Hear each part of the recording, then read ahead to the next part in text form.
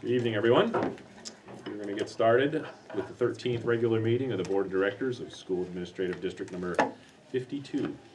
We're going to start tonight with a Pledge of Allegiance, and I will lead it in Kyle's absence.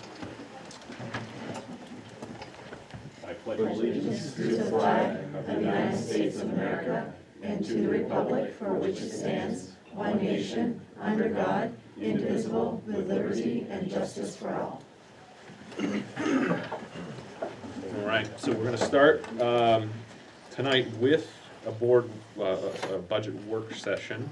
If you recall, we scheduled that after our last workshop, largely to try to make up some time for when we missed a meeting a few weeks back. So I believe Carrie has some items she wants to present to us. So we'll hand it over. So I just printed this so you'd have a paper, just to be able to refer to it after the meeting if you want, or you have questions. So it's just a print of what I'm about to share. Entries, we just need to keep one for Kyle and the public record. So I think I made enough. If not, I'll use mine. Thank you. Okay, so I put in some stuff to just summarize, and I also knew this TV was far away, so for you guys there, you'll be able to see it better than we will. So last meeting, the initial budget proposal we brought to you was an 8.08% increase, which resulted in a increase to the locals of about, did I not back to back this puppy? Or you guys? This one is. Oh. This one is not. Yeah, I think you have the original. Yeah, I took the one off the top. That'd be fantastic. I'll be right back. Seems to be Leeds is where I show up without things back to back. This happened a couple of years ago. It's a trend. There you go. So 8.8%. 8.08. Sorry, 8.08, and at that time, the increase to the locals was between 10 and 11% between the three towns. It was slightly different each one, but overall it was like 11. 11.13. Thank you. And at that meeting, you asked us to see if we could reduce the increase to the locals to below 10 we heard numbers between 8 and 10, so below 10. So we have Gabby did some work with, Gabby and I worked with Wally in Technology. Gabby and Dave Coburn did some work in facilities. And then the ed leadership team, principals, and Rebecca and Teresa and I met Tuesday to see what we could do. So, and then actually Gabby and I met with Brian Brito, the adult ed director, today. So this is what we have for you. So I'm going to give you the summary right now. What we are going to be sharing with you represents an overall cut to the budget of $545,000. That brings the total cuts we have made from the initial budget to $1.74 million. That gets the overall budget increase down to 6.6 from 8.08, and it reduces the local increase to an overall of 7.58, and again, that's different, a little bit different in each town. So that is more than you asked for, and let me explain to you why. When we were meeting with principals on Tuesday, I think there was concern about if we think we're eventually going to need to cut this anyway because the budget is not going to pass.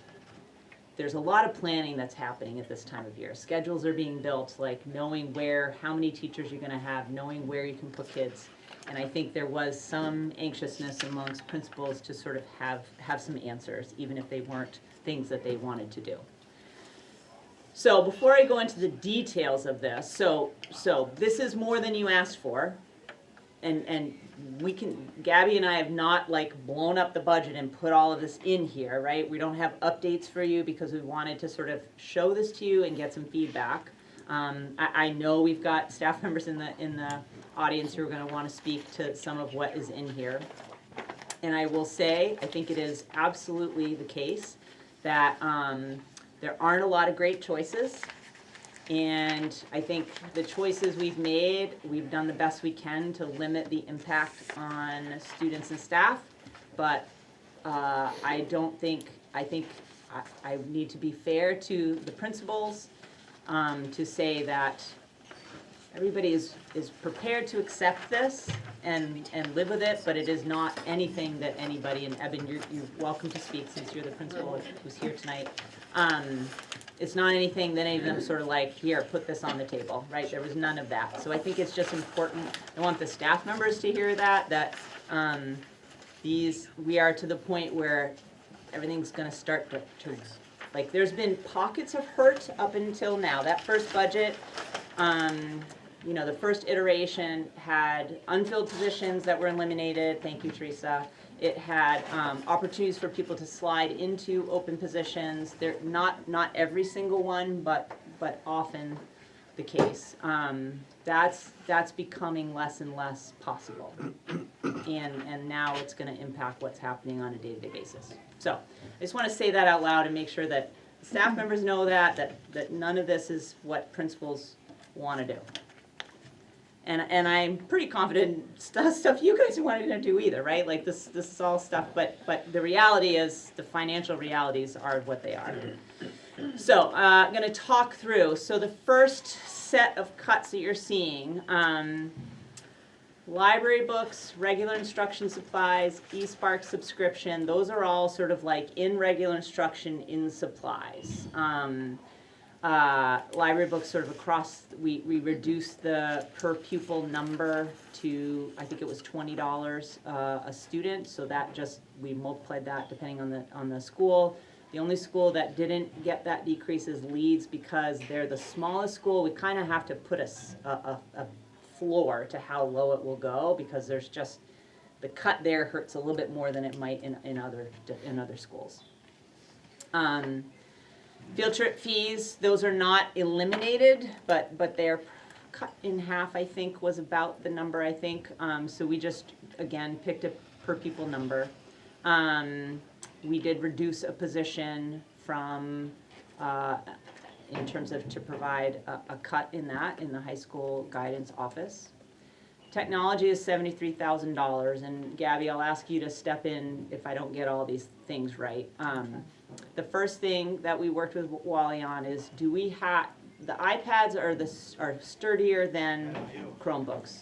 So in terms of whether or not all of them need to be replaced every year for brand new kindergarten. So we are gonna reduce the number of new ones we buy, so that it's we're mixing in new ones, not on a 4-year rotation.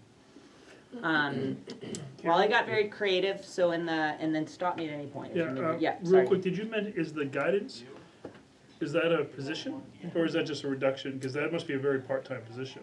No, these are the cuts. This is the cut.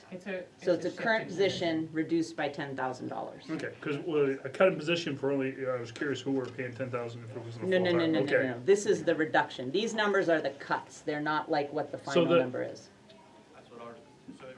So for example, Yeah, I was gonna say, it's a change. so what's the position going from, it's going from a guidance secretary to Hour a what? reduction, It's or the salary reduction? Or both. Both. Okay. I just was, Both. so there's still a person Yes. in that position, it's just Correct. less hours Correct. being offered or Correct. something. Correct. Yep. Wally, if you recall, you have approved selling MacBooks and iPads to Second Life, and he anticipates getting about $12,000. He is going to access that funds to help purchase iPads, so that it's not coming through the budget. It's the result of that sale.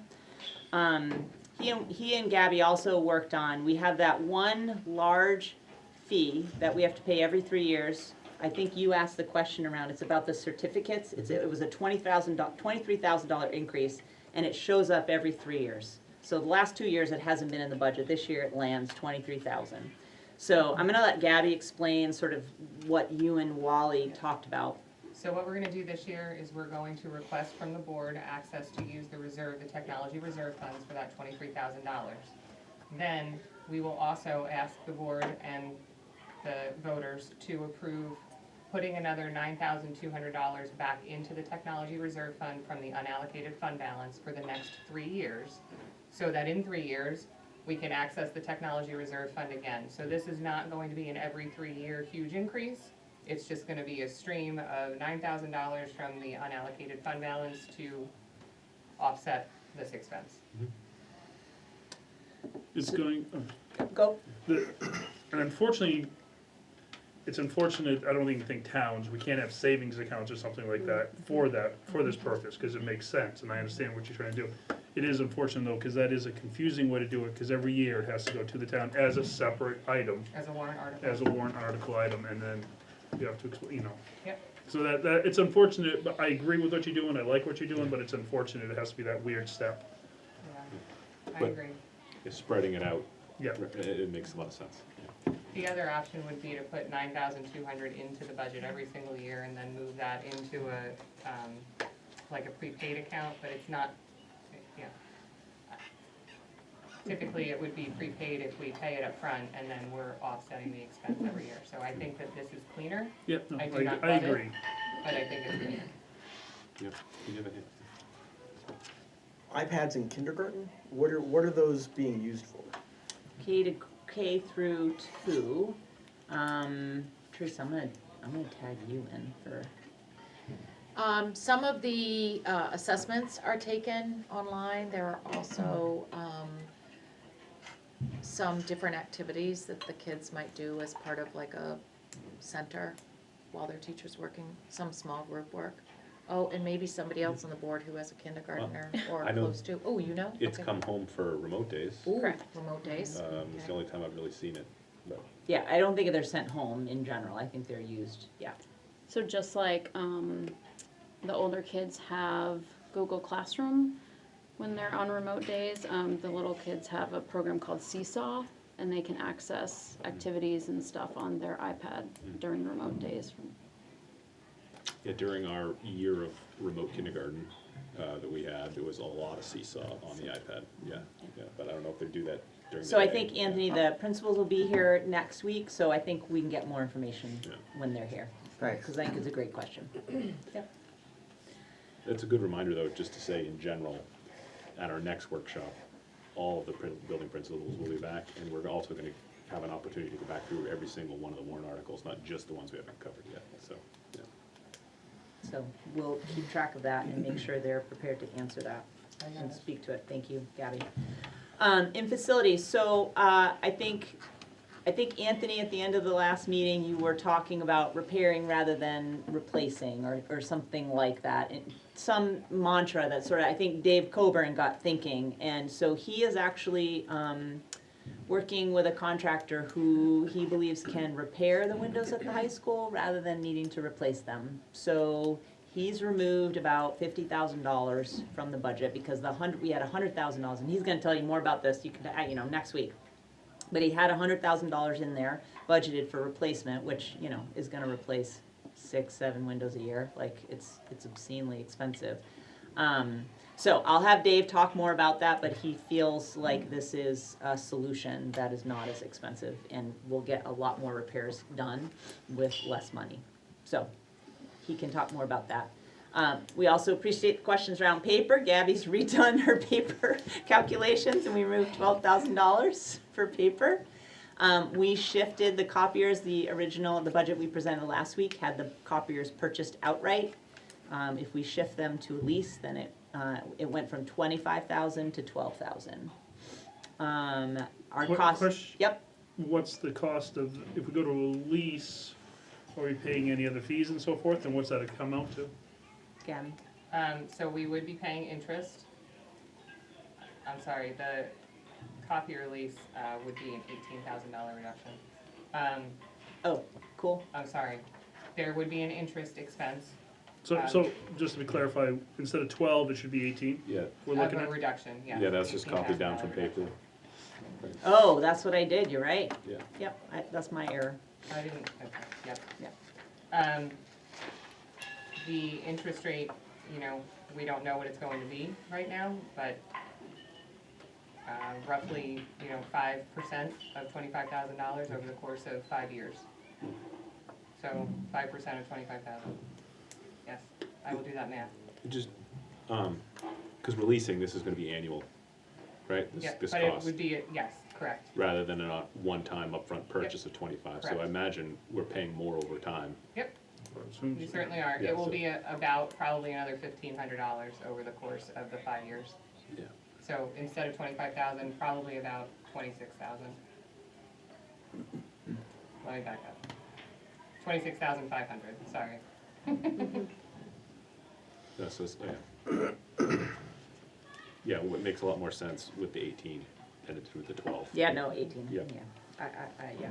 Yeah. And then Gabby and I last meeting had announced the shift in the reduction in the CTE cost sharing and liability insurance. So those are now calculated in there, so that's part of how we got to those cuts. So those are behind the scenes cuts, right? So the next set are positions. So the first position we're looking at is the world language teacher at the middle school. This would eliminate world languages at the middle school. We have an open position at the high school. We absolutely, I think, more than 50% chance will have a difficult time hiring that position. So we will, because we've gone 2 years without that position. This year was the first year we've been able to fill it since I've been here. So there's a lot of concern about whether or not we'll even be able to pick up that third teacher. And so knowing that reality, this was the decision that we made. We have three slots at the high school? Yep. But 2 filled, 1 vacant. Correct, We have 1 at the middle school, correct. but unless this person is licensed, this person couldn't transfer to the high school because Yeah, it's they too. can, yeah, you can. Can't? So That's that's your the plan. proposal. That's the plan, Yeah, middle school teacher goes to the high school and we yeah, don't have it. at to the fill the middle position. So there must be something special for language, or are they done for both? They're a world language teacher, they're a French teacher. Okay, so they can, They'll teach French at the high school. Yep.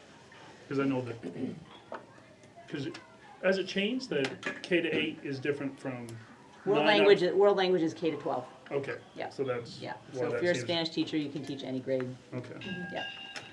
Another So, question? yeah, Just a quick question about that position. Was that something new within the last couple of years, or has world language always been at the middle school? Does anybody know I think it's historically? been there for a while. Yeah. It's My always been there? children took it when Okay. they were in middle school, I but think there were even took also, Latin. When I was in middle school, yeah, we had Spanish, Maybe? French, and Latin Oh, at the middle wow. school. yeah, they Okay. Yeah. really struggled to get teachers, and 1 year the principal was teaching. Now, I if mean, you so want to there's jump two- back a few more years than that, they didn't have it. Okay. Whatever the Yeah. gap is here, they didn't have it, right? Yeah. The- I had Spanish. We're only a year apart. I was in the new building. We're only, well, are we 2 years apart? Must be 2. 2. All right. So Back when the are, building was new in 1988. are we proposing to just cut world language completely from the middle school, or are we proposing to offer We will move that position. some sort of online subscription Uh, for our students? There's no proposal to do that. Okay. So I think the reality is, it's extremely difficult to hire a world language teacher. And it is highly likely we will not be able to hire a world language teacher at the high school. And that will leave that program struggling. So this would in the end help the program at the high school. It would help in the high school, it eliminates it at the middle school, and what, the middle school, it's a UA, so the kids, and Jana will be able to explain this better next time, but it's one of the rotations the kids go through for, music, computer science, phys ed, health. Yep, In that line, if they're not going to have that, there will just be a whole. nope, Jana's gonna, work on developing a plan to fill that, cause they need to fill it, the kids need to be Something. doing something, yep. Okay. Yep, so, she has begun those conversations and has had a plan. So she can talk more specifically about that next week. Sorry. Yeah, no. This is when I get in trouble, but that's all right. You said this is a French teacher? Yes. But if we'd been able to hire a Spanish, honestly, I mean, Evan, I won't speak Yeah. for you, but anybody who can do a world language, you'd hire. Well, there were some I wouldn't after interviewing them, but. Well, I meant the language, I meant the language. But realistically, should we focus, and this is conversation for a different time. But should we truly focus on languages that are, I don't know, I'm sorry, but there are more, I think there's more important languages that we should be teaching our kids than French. If we had choices, Yeah. we would make those They're choices. not knocking on the We- door. I We understand do that, not- but to emphasize, but, and Yeah. whether it be, and We do not have those choices, the reality is. Evan, do you wanna speak to that? They aren't there, Peter. oh, I know. Yeah. I don't disagree with you about looking around in other places, there's nothing, they're not there. I mean, the last time I tried to hire a world language teacher when I was still a high school principal in the last 3 years, I was like, any language at all. When we posted it, it was like, anything. You want to teach German? Great, we'll do that. You want to teach Chinese? Great, we'll do that. Like, it was anything, because we had nothing. So I'm very appreciative of these cuts. I'm interested to hear whether or not there was any discussion about the fact that, the critical period for learning language is much lower than high school. Yeah. It's easier to learn language Yep. when you're in 7th grade than you Yep. are in 9th grade. And it seems to me that it's moving money from one school to the other. It's not necessarily a cut, right? No, it is, because we Cutting have out two positions Right, right now, but- and we'd but- reduce one. So I'm just saying, if we wanted to try to give kids French closer to the moment when their minds are more elastic and able to grasp a new vocabulary and grammar,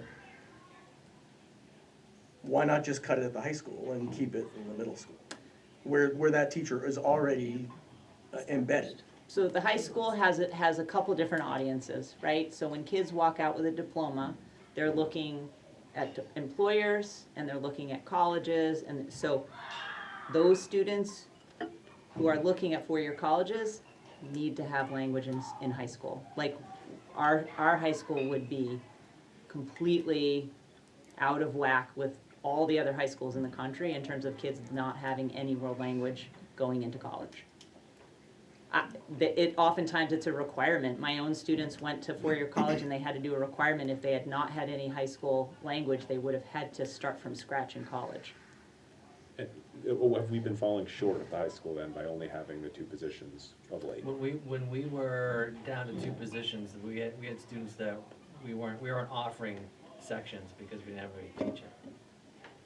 Like no, like French 4 this year or something? Well, we have this year, but Yeah. we went years where we had, we were able to combine, have a French 3-4 group, or a Spanish 3-4 group, which worked in the moment, but it's certainly not ideal. Particularly with the number of students that are doing it. This year, with the additional language teacher, we've been able to offer all 4 levels in both, multiple sections of the lower, like Spanish and French 1. Yeah. Sorry, real quick with Anthony, yeah. Is it possible to simply increase the size of the class? I know that's an unpopular suggestion, but there are schools at which 30, 35 kids in a classroom is, So I think the issue is you Typical. need to offer 4 levels. So at some point, that doesn't, like, you can only make them so big because you have to offer French 1, French 2, French 3. So there's 4 sections right there. If a teacher teaches 6, and there's 4, that's 1 class per level. So offering much more beyond that, you can offer 2 more sections before the teacher's full, and then no other kids can get into it, even if you expand the size. French 4, I mean, the 4 level of any class at the high school level, 10, oftentimes 10 kids. Like, that's what ends up happening. You get a couple specialized classes at the high school level, French 4, Spanish 4, you might have 10 kids, but if you're a self-respecting high school, you have to offer the 4 years of a language for those kids who are seeking that opportunity outside, and that's not a small number of students in our schools. okay. I think you guys definitely have discussed the thing that I was concerned about, and so I'm Well, satisfied. I will with it. say, we should be offering language way earlier, Yeah, and I would say our neighbors to the south do that. I have lost teachers to elementary Falmouth Spanish. So we should be offering this, but that's a whole separate conversation, right? Right. That's a whole separate conversation, but we should not be starting with one trimester of French in middle school and think that that's gonna make any difference, when really, we should be starting in first and second grade. Yes, 100% agree with you. thanks. Yeah. Ashley?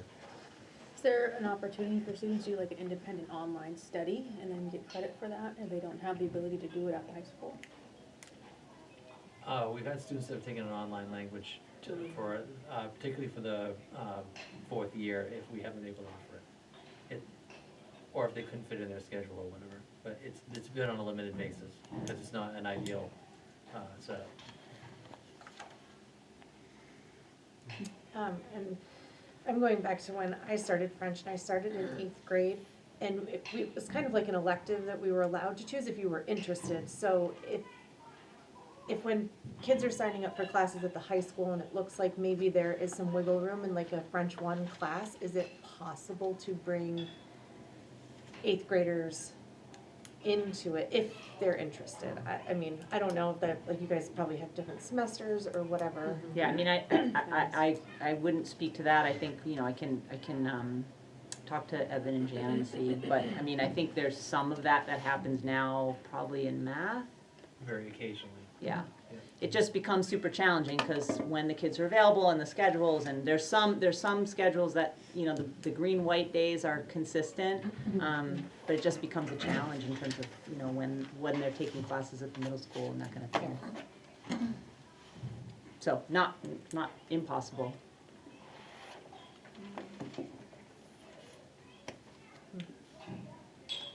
My memory, I've jogged it a little bit more. I don't think there was French at the middle school when I was there. I think it was just Spanish and Latin, just for the record. If that helps. I'll note that. Okay. This is just, yeah. So the second position we identified was elementary PE. So let me provide you a little context.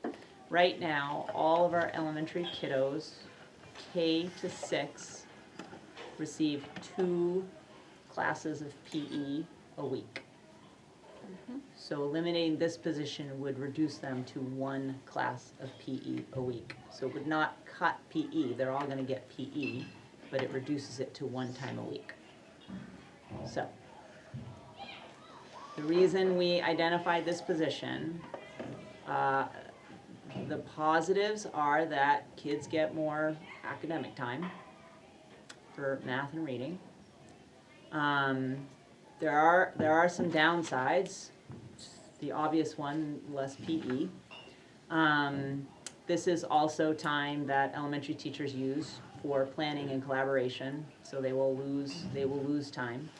And every teacher will lose time, K to 6. And every student will lose a block of PE throughout the year, each week. It does not increase class sizes. It doesn't cut a program. I think the first one, world language at the middle school, that is like eliminating program. Kids won't have access to that. Kids will continue to have access to PE. It does change what it looks like for them. It changes how much they have access to it. It changes the sort of the time used by teachers to plan. The calendar I am proposing tonight includes a weekly early release, so there is like some balance to that. The hope would be it would be additional time, so this just makes it sort of the same amount of time, because they'll have that hour early release if that calendar, if you all approve that calendar. So that is why we came to that decision. So can I clarify, so we're not actually cutting a teacher, it would be It'd be one less like position. collectively though, we're saying? It would be more like what it looks like for art and any other shared, so So there We- is a teacher that would share between schools? we would have to go to that. We would have to go to that, which makes it more challenging to schedule, Right. but it is one less PE teacher, So we are cutting a position. Okay. Okay. yes. And the PE teachers now, there is some sharing. I was The gonna say, lead it's just teacher any goes to other- green. It's not It's quite very even. We small, try to. right. So Leeds and Green currently share? The leads A little teacher bit. teaches a little bit at Green, Okay. but that's it. Interesting. Most of the time, that teacher is here, Yeah. and the Green teacher doesn't move, the TES teacher doesn't move, the TPS teacher doesn't move. So Okay. it's a limited amount of sharing, but that will have to change if we reduce a teaching position. So, yeah, so that's that choice. So then we have a EdTech 1 at the high school library. So we are eliminating that position, proposing to eliminate that position. There is a EdTech 3 special ed. This one was a little bit of a gift. We, thanks to Doug, and geez, I wish we could find errors like this. It just don't exist, especially after like the first year or two, we've cleaned up so many things. We found we had a position double booked. So that one came and there's nobody there, and Doug never thought he had it, and so when we looked again at the list, he was like, wait, I don't have 4 open, I only have 3. So we were able to pull one out, that, no pain. Green has 5 general ed techs, 3 are paid for out of title, I'm saying this right? Currently. Next year, for Oh, FY okay, '26. yeah. For FY '26, there are 5 general ed techs at Green, 3 of them to be paid for from title, 2 of them are in the budget. We're gonna reduce 1 that's in the budget. And that has a person in it currently. But there are openings in we still have Ed Tech 3 openings, right, in special ed, so there's still opportunities for transferring.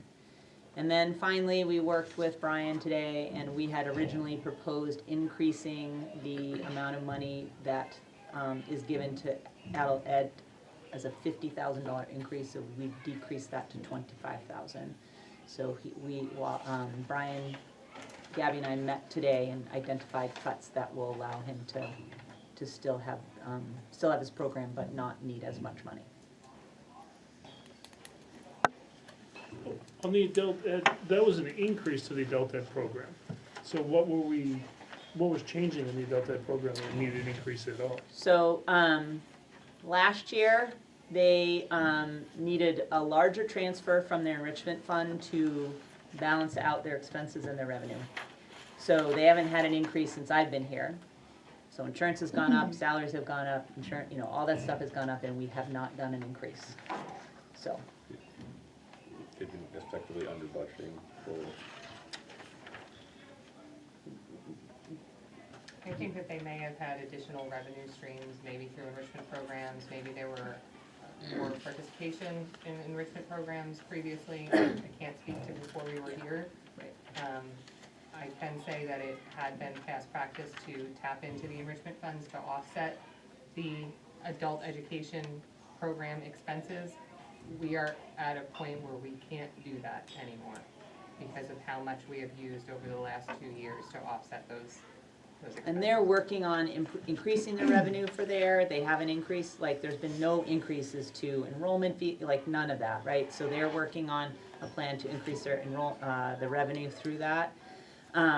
But, prior to our arrival, Gabby went back and could see $5,000, $10,000 increases periodically over time, and since we've been here, we've done none. So, I think we're getting behind on really the costs of that.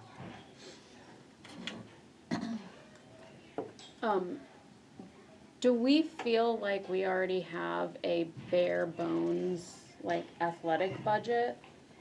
Oh, I'm just saying, like, we're looking here. there should be, I missed that, we reduced athletics by $8,800. It's missing from my list, my apologies. It should have been in there. We cut $8,800 in supplies from athletics at the high school. 8,800. Yep. So it's essentially flat funded, right? That was the increase from, but we've added lacrosse, we've added expenses, so. Yeah, I just am thinking, like, before we start saying we're cutting our, our education courses and our teachers that are providing direct education, we should look at our So, other programs. yep, so we can go back and look at athletics, but this is sort of like, when we talk about supplies and all that, that's the nickel and dime, like, I know. you know what I mean? At some point, teachers need pencils and books.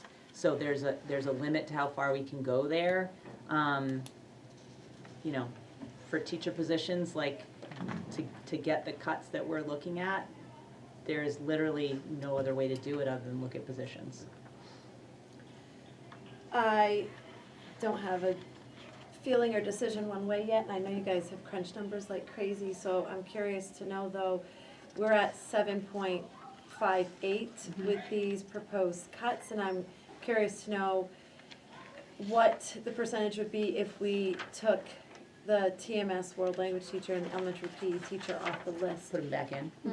and what that I'm sure percentage would Gab be at, can because get that is lower than what Carrie, was requested. give me that at 79,000, and what's the other one? World language is 79,000 and PE was 61,800. That would put the overall budget increase to 7% and the increase to the towns at 8.5. Thank you.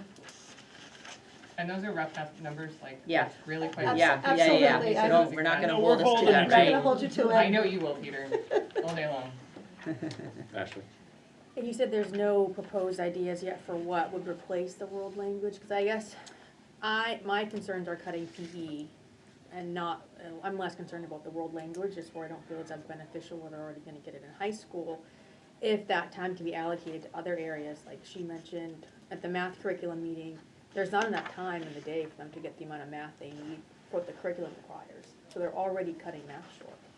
So are they gonna be able to fill this or something that may be better suited for the students? So I don't want you to hold me to, like, cause Jan and I started this, honestly, Jan and I started this conversation a little bit ago, just to sort of start to think about it, because I have had this sort of this weight of concern about whether or not we were gonna fill that position at the high school. Like, that is a legitimate, we got lucky by hiring the person that we hired last summer, and that was like your only applicant, right? And it turns out she's awesome, so it's great, but that was the applicant in 2 years. So, so what Jana has talked about is increasing students' time with computer science. That person currently is, and I'm gonna make sure Teresa. Teaching 8th grade only. So they teach 8th grade, and then the other half of their position is tech integrator with teachers. So there would be less of that work with teachers and would be more working with students. Also increasing music, how much kids get for music, and then potentially doing some things through library. But Jana has done more work on that, so she has to have a plan, because you can't just not have kids in courses. And the way a schedule works is all the kids are in a class every block, so you gotta have a place for them to be, right? So you can't just sort of not have them in a place. You have to have them, otherwise all the other classes that are running just jump in size. So, Were you wondering about the elementary? Well, no, at the meeting, it was middle school math specifically, Yeah. they brought Yes. out that Yeah. that block of time Yeah. isn't long enough. Correct. Looking at the new math program and how much is recommended for a block of time, Yeah. it's too short. yeah. And there's one teacher that has done illustrative math before that thinks she could help other teachers get up to speed, but if there's an opportunity to expand math that fits into the new curriculum. Yeah, so I don't think this cut would do that, but I will, and it may require an additional math teacher, like it could be a trade-off, right? Because you can't just add sections of a course and not have a teacher to do it, right? And the teachers they have now are full, so I think we could cut that, and then to be able to expand math, we'd have to add, which is how they do it ELA. The kids have a double block of ELA, we have more teachers who teach English than math, so it would have to be that kind of trade, right? So if we're just talking about numbers, it wouldn't probably be a budget reduction, but I will make sure that Jana at least talks about that when she comes next week. Can I add something to elaborate on that so that they understand too? Again, same thing with elementary. When the middle school students are in their UAs, when they're going to these languages or computer or music, that is the teacher's prep period. And contractually, they have to have that prep time. So also saying, yeah, it could add in opportunities for math, but then when do those math teachers get to take a break to prep and plan and grade? Yeah, it becomes complicated without adding staff. That's all I Yeah, want to say. yeah. No, I was just gonna follow up, I would be interested in that idea of adding a new math teacher, if that means we can meet the requirements of what the new math program or needs for their students. What that would look like, or what Jana thinks, or what the. So we budget a new teacher at $79,000. So that's what that would be. It would be no different. Right. Then. Right, so it wouldn't change the budget, but you're identifying a priority that you would want to spend money on, but it would be a trade-off in terms of this. If we move the position out of the middle school to the high school and replace it with a position, then there's no cut. Right, assuming it's within that 8% that Gabby listed off, still.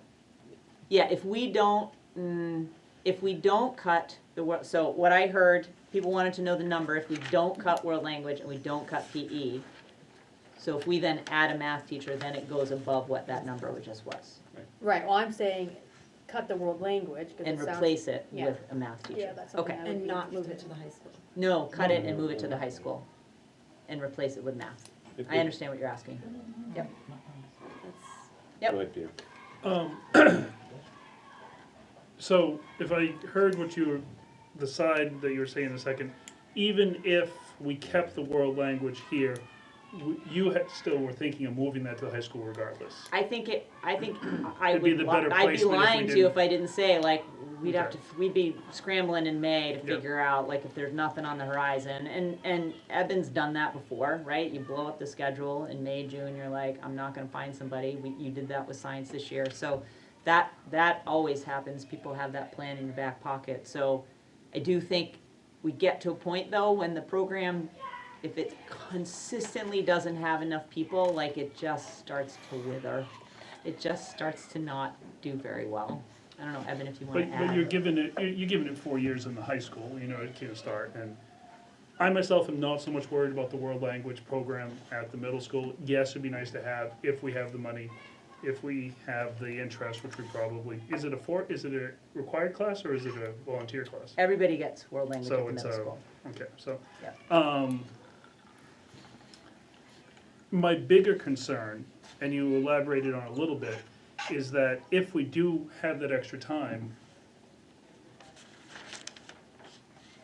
we have two areas that you explained a little bit, but it still bothers me a little bit that there's no discussion about language and no discussion about math really.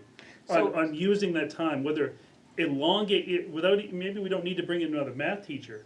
Look at the schedule. Let's see if we can elongate some of the periods accordingly or whatever. But, there was no discussion about we have extra time available in the middle school So, and our two areas that we're in real problems with. It was like art, or, I can't remember, but anyways, that just, so let me pause you. Yeah. Because you're making an assumption there was zero discussion, right? So there was lots of discussion, but the discussion was eliminating a position. It wasn't adding, and then how can we add time? You but was can't the add time discussion, without I understand, people. but can we change, then maybe we need to look at the blocks that we're doing. Mm-hmm. It's gonna be difficult, but let's look at the blocks. Can we extend the block time? If we're just trying to cut, yeah, I understand that, but, figure it out where we can extend, however, just take a step back and reevaluate the whole thing and say, okay, no, we're not gonna have a teacher, so we can't do it. Let's take a step back and, without seeing the whole breakdown of the day and how it works and so forth, it's a different story. But I have some concern with that, and I would like to know all of the discussion that happened regarding that, from that group on why, or not all the areas we're to look at increasing our time, because it was said in our subcommittee that the amount of time that the program that we're purchasing requests to be taught in the middle school, we're not giving them. So we are actually purchasing a program and not giving them the allotted time that they feel they need to have it, to implement it. So, I hear you. I absolutely hear you. Our charge was to eliminate things. Yep. So, this is what we've done. Jana her mind is on speed, figuring out how to provide a full program to the middle school without a UA. That is a very difficult task that she has been very creative in solving. Without that position, those are different questions you're asking that we were not asked to tackle. So if we want to ask different questions and say, how can we use the money that we have to address the math needs, then that's fine, I'll walk away with that direction here, but that is not gonna get us less to the locals. So, I'm not disagreeing with you, but it's not what we were working on. We'll come to you in a second. Actually, the one thing I was thinking about when you were talking about it, and when you were talking about it, Peter, was largely that we've gained, by kind of eliminating language arts, there's like this new free time for students, or this time that we need to fill for the students, but we didn't necessarily gain any math teacher hours. Nope. Right? So it's Correct. like, the math teachers are still, have full schedules, they didn't necessarily free up Correct. any more hours. So I think, it would probably be a pretty significant. We would need another person. Yeah.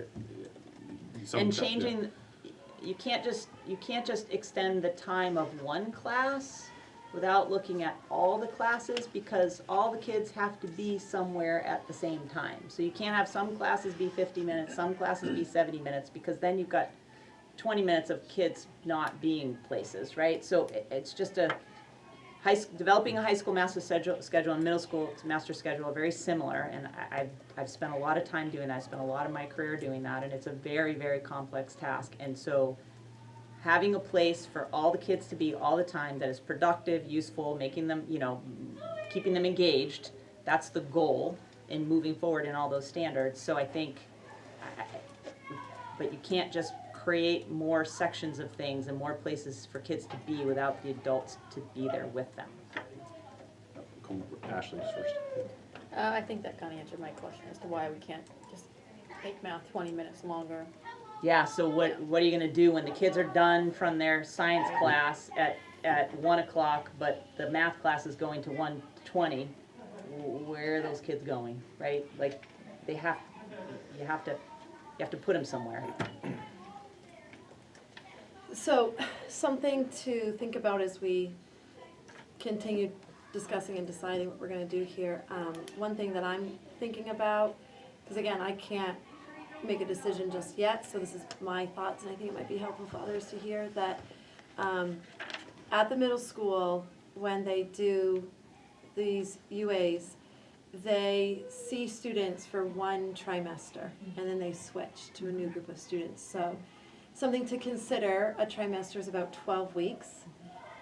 Every other day, you're getting about 30-ish. Did it quick, and I'm not a math person, so don't quote me on that. But about 30 class periods in a language. Now, this isn't like Duolingo, where you can like sit there and like, they claim that it'll be super fast learning, but so one side of the coin is that students are really only getting 30 days of instruction on a language. So how much benefit is that, really? I always grapple with that, because I think I'm of the proponent, like Anthony, that we should be teaching world languages at a much younger age. And when you said that you're gonna cut this, I outwardly said no, because I'm like, what are we doing? We need to be teaching them as young as we can.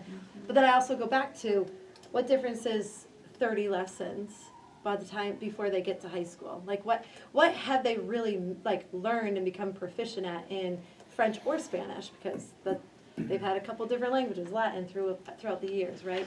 So maybe it would be beneficial to move this world language teacher to the high school, where they would be teaching for an entire year the same group of kids. They would be getting more time in the classroom, more instruction. But then, I think too, this particular language teacher at this time is French. They already have French at the high school. Is that, as Peter was saying, like, is that a big need? There's also Spanish teacher, but how many students are interested in French versus interested in Spanish? If they want Spanish, but we only have one Spanish teacher, and so then they're sort of, well, I guess I just have to take French because there's no more room in the Spanish. I do know we have a teacher at the high school who can teach both Spanish and French, so he gets kind of pulled to cover a little bit of French and a little bit of Spanish too, so then it kind of goes back and forth with the offerings that we're providing. And again, we can only, beggars can't be choosers, whatever the saying is.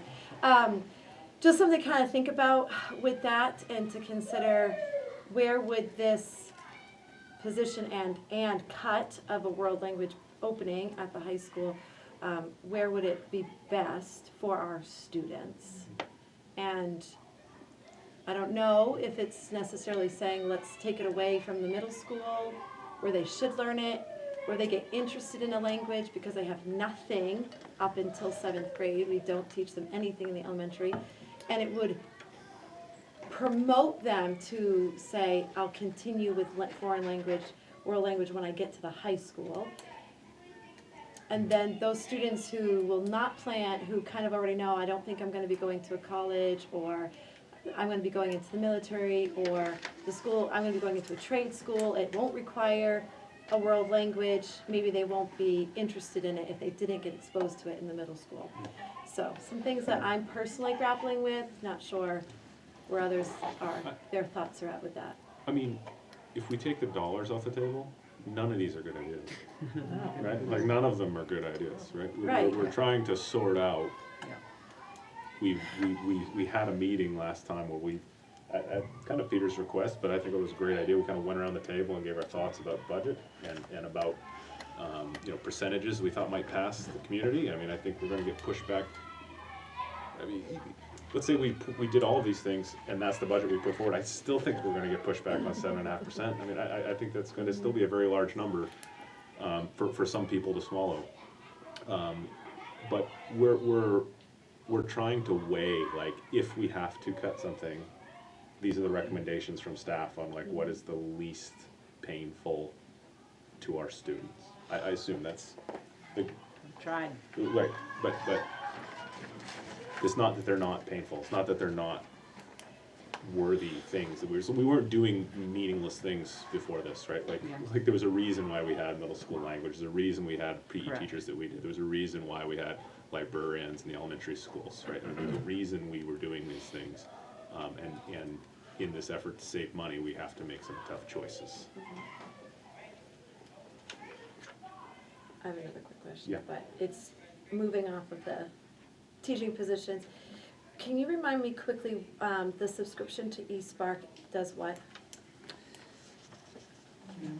It's an It's a reading program, intervention. right? I've seen it But it's used not for reading, like when I've been in a first grade classroom, they've used, it's an online platform. Maybe it has math, I would defer to that Yeah, the elementary principals will principals. be here next week, but we sort of agreed that the reading materials that we have now and the math materials we will have enough sort of robust, their own sort of online things that Yeah. we just don't wanna duplicate. And even with everyday math, which will still be used for grades K through 2 next year, there's also an online component. So we agreed that this was, it's not actually a duplicate, it's a similar, And it will require teachers to learn a new platform. I mean, it's not Correct. completely pain-free, but it's not a position, it's not. I had asked last week how much we were paying for IXL. I have that, it's $21,000 district-wide, which includes $450 in adult ed, How much in adult ed? $450. And we did reduce that. It did get reduced during the budget development process, I think. I feel like the elementary schools reduced it. I have, personally, I have concerns as a parent. I know that Evan, that's why I brought it up, because you are cutting it from the high school as far as for gen ed, because you said IXL is only being used for the special ed students. I would propose adding that to the cut. I'm not sure how much teachers would push back on that, but as a parent, I see IXL being used as a lot of homework. I'm going to assign you to do these. Yeah, thank you. I'm trying to think of what the word is. It's like you're gonna do A12, and it's some sort of math thing. And kids are extremely frustrated with that program. It doesn't function well. When students get to about, it scores you and gives you like a percentage. You got 75%, you're now at 80%. You need to get to 100%, for example, right? And when you get to those higher percentages, obviously the problems, it does math and reading, get a little bit more challenging. And then when you get a question wrong, it decreases your score drastically. Students that I've worked with in school, plus my own, get really frustrated when they're so close to being done, and then it drops them quite a bit. And a lot of times I wonder if these are being assigned, like how much teaching and instruction goes in before it's getting assigned, because students should be able to do this pretty easily without a lot of frustration, and I wonder if this is sort of a replacement of instruction. That's the impression I see when I see IXL coming home as a homework assignment instead of homework to the curriculum or homework to what's being instructed in the classroom, and they're getting assigned IXL. You're not teaching IXL, you're teaching, or are we? So I'll make a note of it, we'll look at it. A lot of it is in use in the younger grades too, or is there a lot of IXL in the high school? I can't remember. Yeah, not as much, it's middle school and Elementary elementary. school, that's what I remember, yeah. Right, but 21,000, and I had a feeling it was going to be a high number because it's been cut from other districts, and it is a very high number, and I just wonder, it is math and reading, and bringing in math and reading curriculum. So we'll The look the at reason it. why I said that Online is because we'll components. likely have middle school and elementary school principals here Mhm. next time to talk to it. Yeah.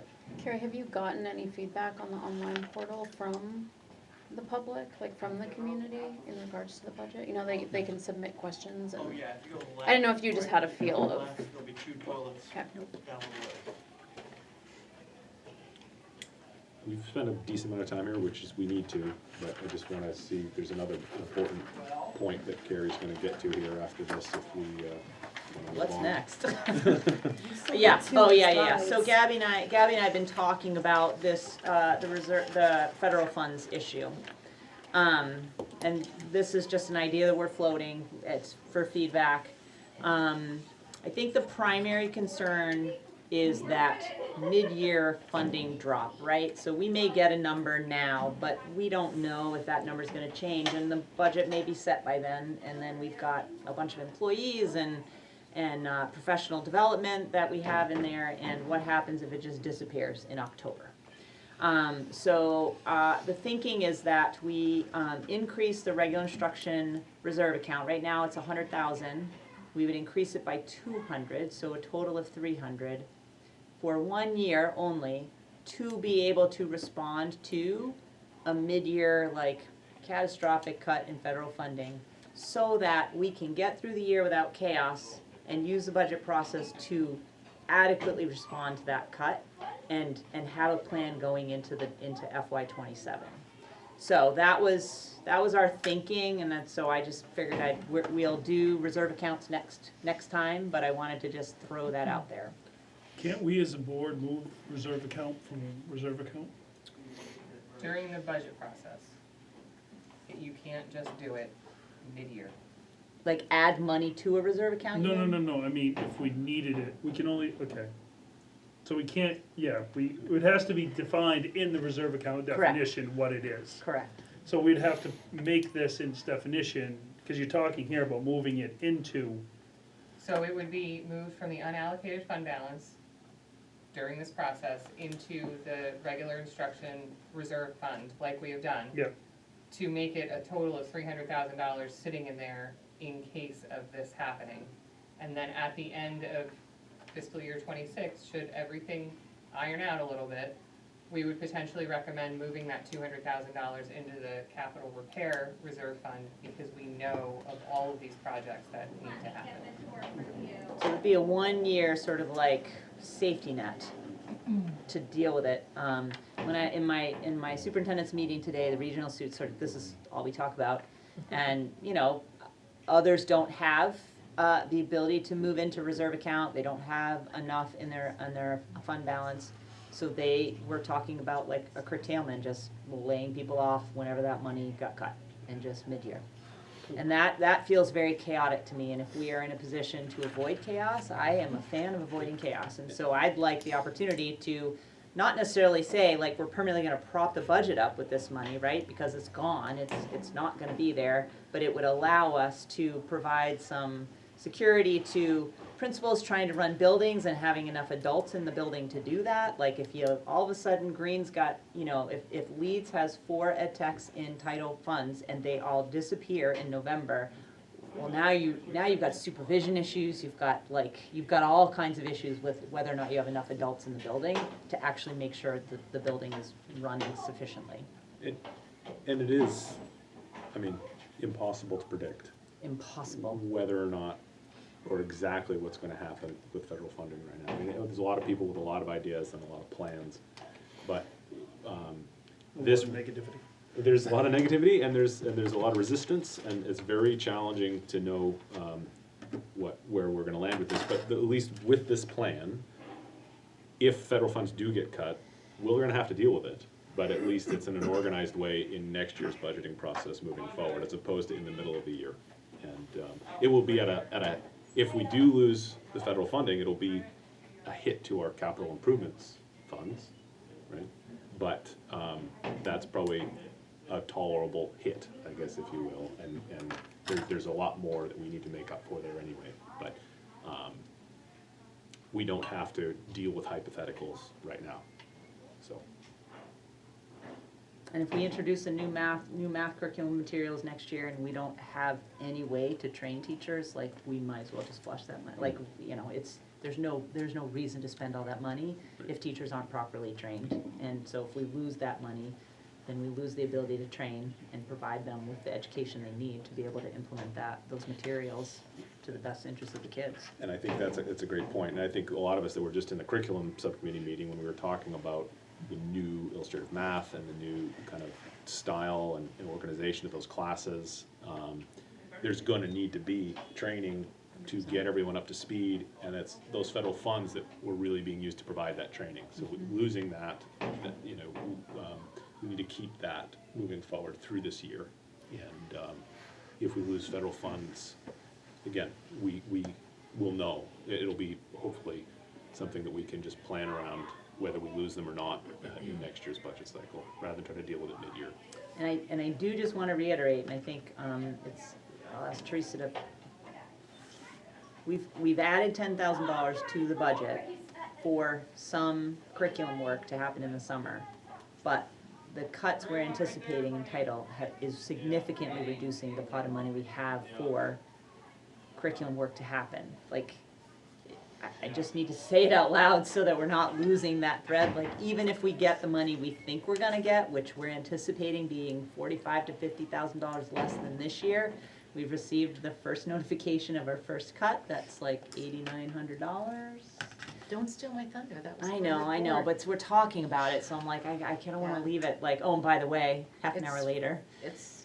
So, so we're already, like, I will say that I am uncomfortable with the amount of money that we have in the budget for all that work, but I don't know how to add it, but I am uncomfortable. I am uncomfortable with the amount of money that we have. I just need to say it out loud. We will struggle to make the progress we want to make in the timeline we want to make it.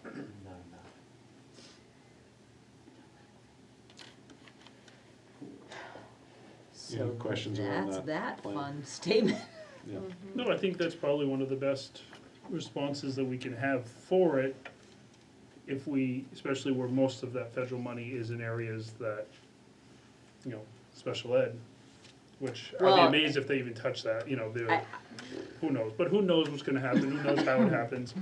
And I don't picture any of it being long, I just picture it being like that 2 months, 3 months, where they have a little spat, something like that, so. Yeah, and we do have, I mean, we'll have to reauthorize the special ed reserve account. We'll need to access that this year. But I think we've made the corrections in the budget that we need to not put ourselves, to the best of our ability, in the same position this year as we are, next year as we are this year, which is under budgeting, you know, for costs that are far exceeded what we anticipated. So we will have $200,000 back in that reserve account, if assuming, you know, that it's approved.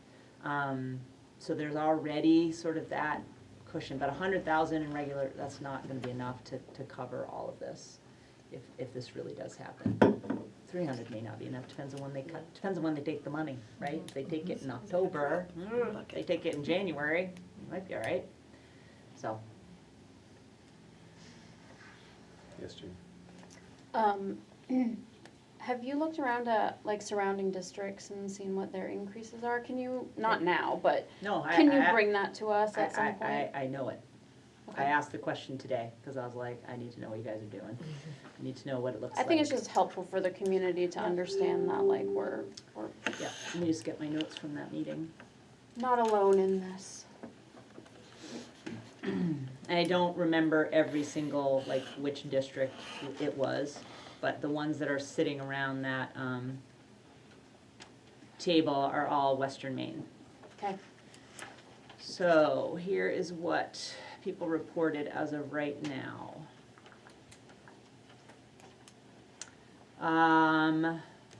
So the first Don't number. bother looking there, it's just coming.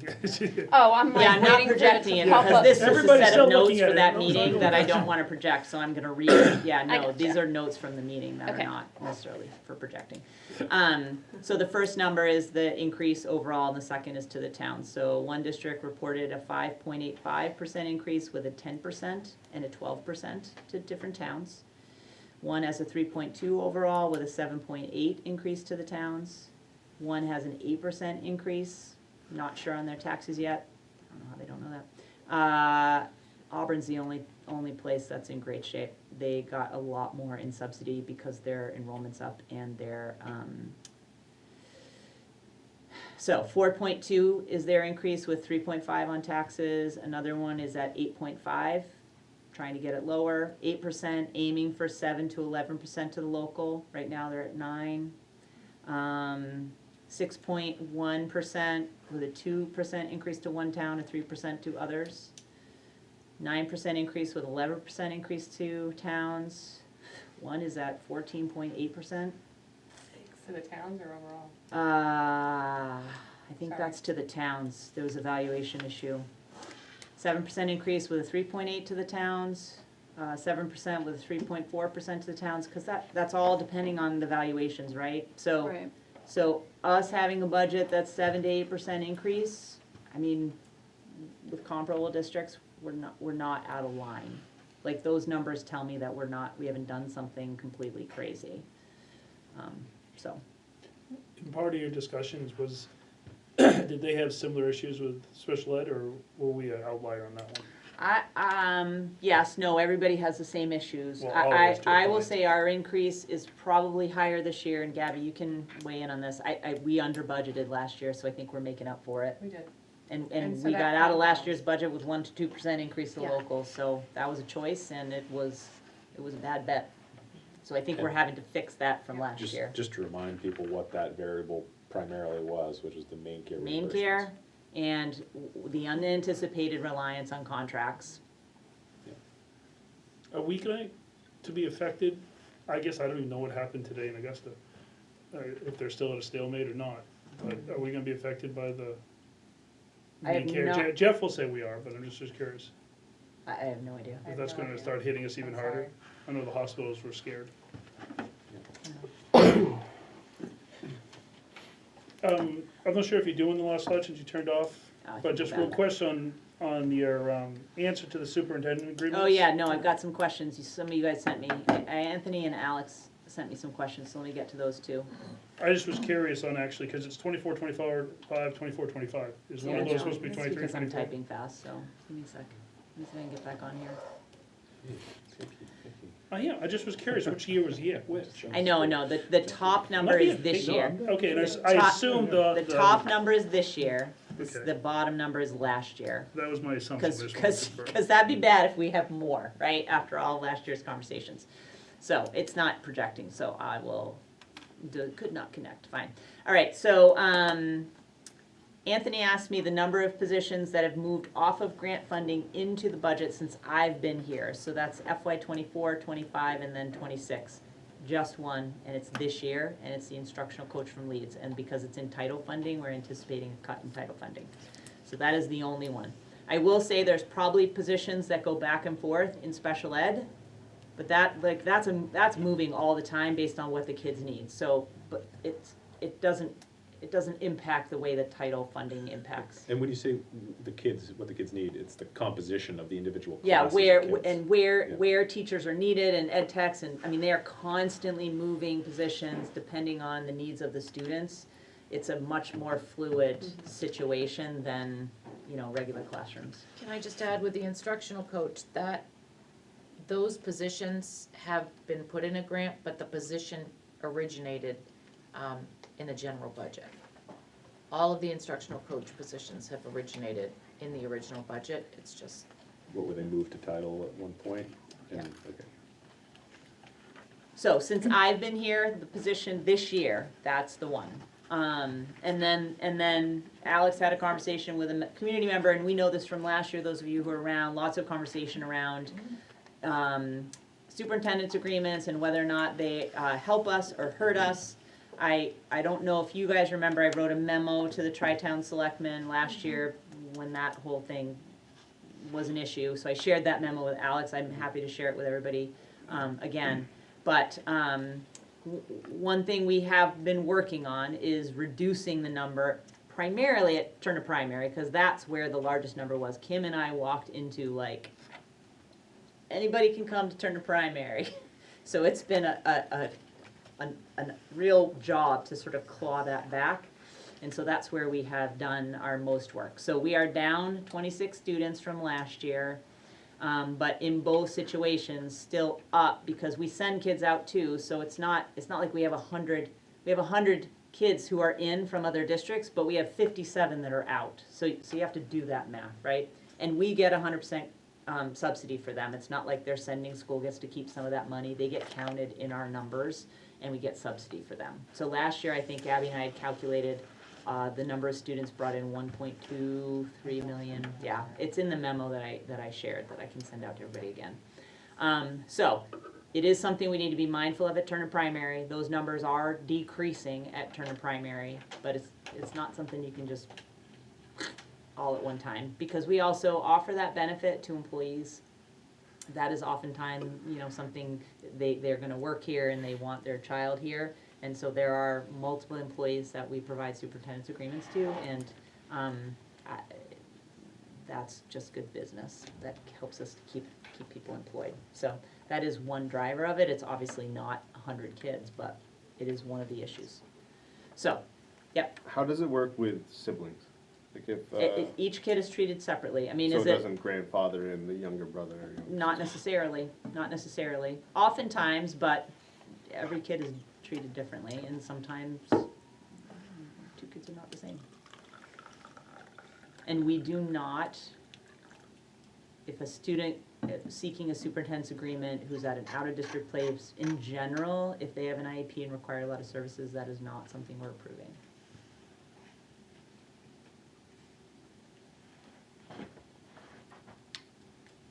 Any other questions on this presentation, Carrie?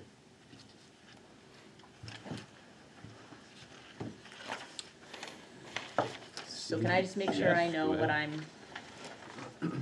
so I heard about the IXL, but I also heard you want us to look at what it looks like if we don't pull those two teachers out.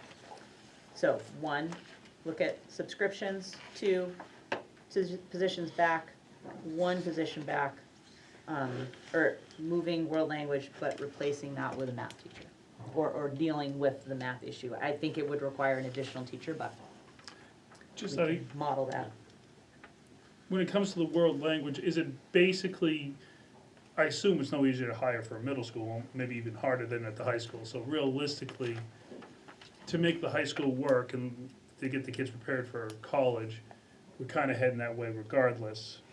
And so it's whether we have that open position or not at the middle school.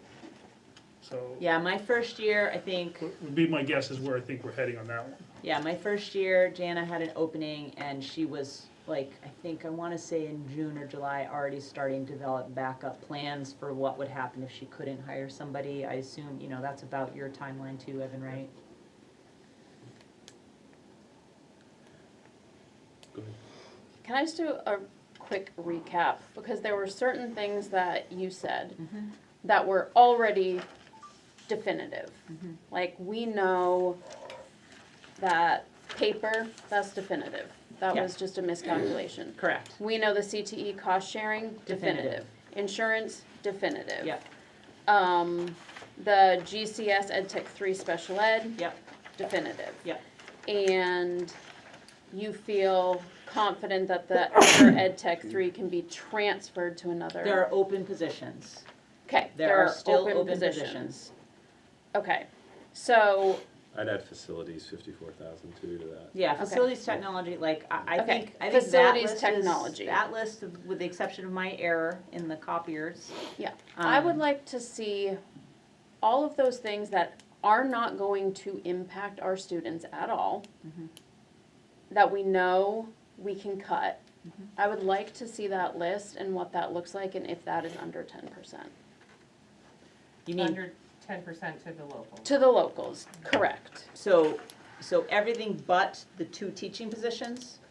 Or no? No, I think she was, I talking- don't you think wanted that's to put the enough money. supplies back in and things, some of those right, supplies. were- yeah. Oh. I just want like the absolute, like, bare bones, what we know we're gonna cut. Like, without there being any, like, you said facilities, paper, copiers, CTE cost sharing, insurance, and then GCS EdTech 3 and both of the GCS EdTech 3s.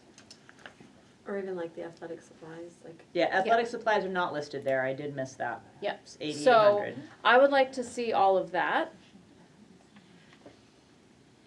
And then see where we're at, because I, as a parent of a student that goes here, I would feel comfortable with that, because everything else is going to directly impact our teachers and our students. And when we're sitting here as a community saying that our students are falling behind on test scores, our students are, I don't think that we can not invest in education.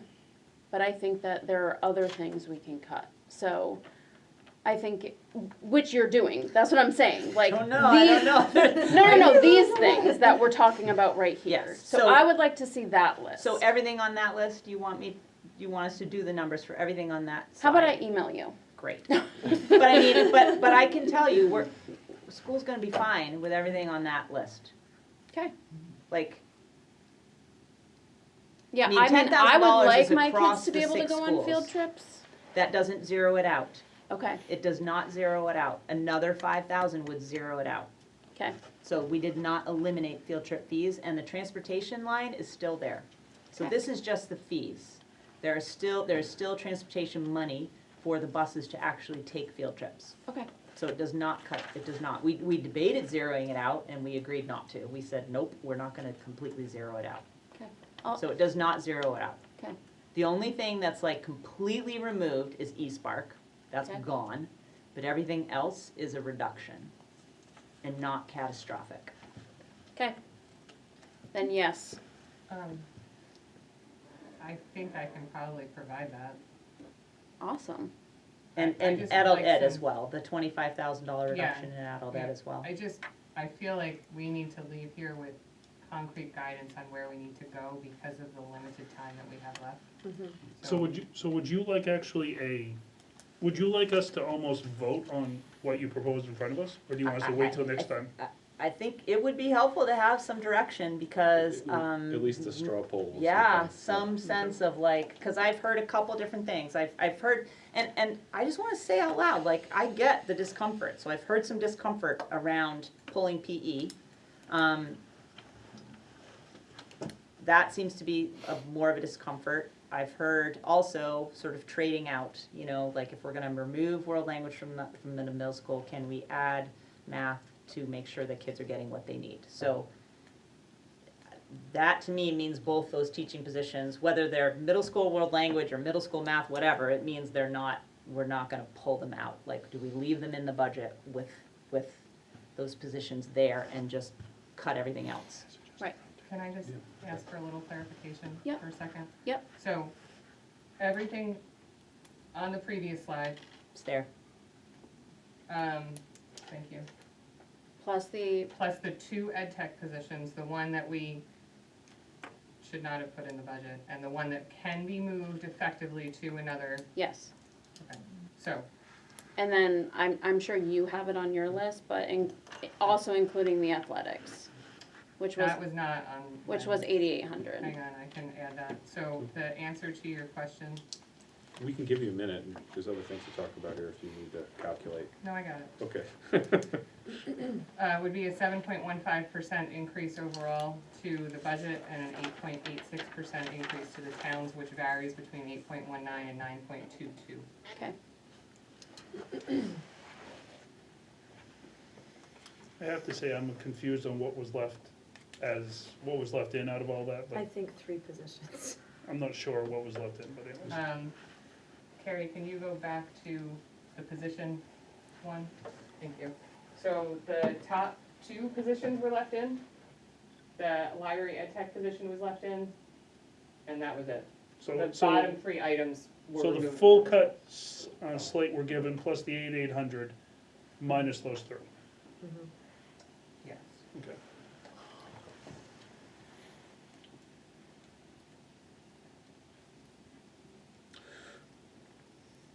Nothing.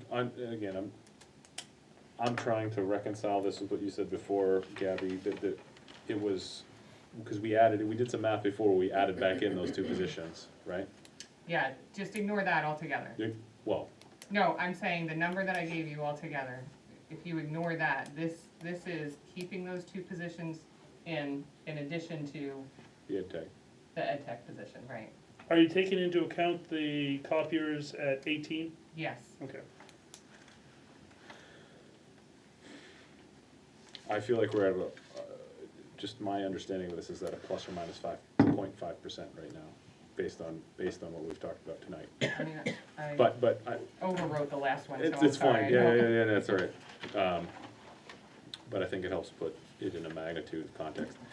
I do think we should have some kind of a straw poll here, or maybe another circle discussion, but before we do that, what we talked about last meeting was take a look at things. If you have more questions you want to ask about any of those warrant articles we went through, once we get through this section, we're gonna kind of move into public comment, and then we're gonna basically move into a regular meeting. So just while we're still here talking, if there's questions about the budget on other sections, yeah. I would like to have just a little bit more understanding and like a vision of what the high school guidance counselor, guidance secretary reduction. I realize that's not, like a classroom teacher, but that role is still important to run guidance and scheduling. So I'd like to hear a little bit more of like what that would look like if that position worked less hours, and how that might affect students and the staff that secretary supports. I don't know if that's something Evan can answer tonight, or you, or just to kind of see, is that something that we Like, should also? is that $10,900, what are we losing for student services from that money? Yeah, Right? right, because like I would take like IXL off, out of the budget and put, out of that 21,000 we'd be cutting, and give it back to, the guidance secretary position. If we felt that those extra hours that position works is definitely required, right? And what would be the detriment to that office if the hours were cut? So you can give whatever direction you want. I do think we need to be a little bit careful, because I'm gonna be a little uncomfortable talking too specifically about individual person, right? We're good, so. Yeah, I realize and it's not the person, I just wanna know if they are working. It's fewer days, Okay, so they. So admin secretaries at all the other the elementary schools typically work 210 days, so that's about what we would be doing. That position would go down to 210 days. Yes. And just, what's normal? Right now, they're year-round employee. Year-round, okay. So, That yeah. is actually really helpful, because it doesn't mean they would not be there 5 days a week. Oh, during no, the school year. there's 184, typically, typically those admin secretaries, it's a little bit different at the high school, that position's a little bit different, but at the other schools, they're there all the time that students and staff are there, plus additional time during the summer. Okay. I mean, any cut has an Absolutely, impact, right? absolutely, and summertime is crazy when they're trying to schedule. Yep. And make last So minute there's an impact. changes and enroll new students. Yep. It's Okay. not the only position we've reduced. or eliminated. Absolutely, that's helpful, thank you. I actually think it'll make more sense to do a roundtable after we go through public comment on the budget. I think it would be good to hear from folks, and then we can go around afterwards before we leave the budget. So just before we do that, are there any more just general questions about the budget, other warrant articles that we've reviewed, addition of things tonight? If you think of questions that are specific to individual schools or anything, like sending them ahead of time so principals can make sure they're prepared for that would be super helpful. So, especially given all this conversation. Right, because that'll be the full slate of principals again next time. Yes, they will all be here. Okay. Seeing none, we will move into public comment on the budget. And again, just a reminder, we will have 2 public comment periods tonight. This first public comment period should be specific to school budget and the budget we're talking about now. The public comment later will be our more typical general public comment period. So we are handling them the same. If you've been here before, you know that means there's really only 3 minutes, and there's a number of other kind of rules around public comment, which I will repeat before we get into the general public comment. I think most people will be safe with 3 minutes talking specifically about the budget though here. Is there anyone that wants to speak to the budget? Okay. Why don't we go first with you, Ms. Nichols? Well, And to start, it is helpful to still say your name and where you're from first to start. Yeah. Crystal Nicholas from Green. I just have a sort of question about how the public asks questions about the comment. I heard a portal mentioned. I don't know if that's for us to ask about the budget. I did submit some questions. I submitted them by email, thinking that would be easier, and I was told it was a portal. So how does the public get their answers in real time? I'm kind of interested in the cost of, the MIHAS. There seems to be a postage for consent letters. And I heard an AI subscription being talked about. I don't know if that's actually in the budget or not. And, the public would like to know how much these are, and it's sort of like a transparency issue. If you tell me it's a FOA and I have to wait, however long, not that anyone's being slow, but, it's just not we can't have our questions answered right away. And I guess, even if it's a small amount, maybe that would be something good to cut in future years.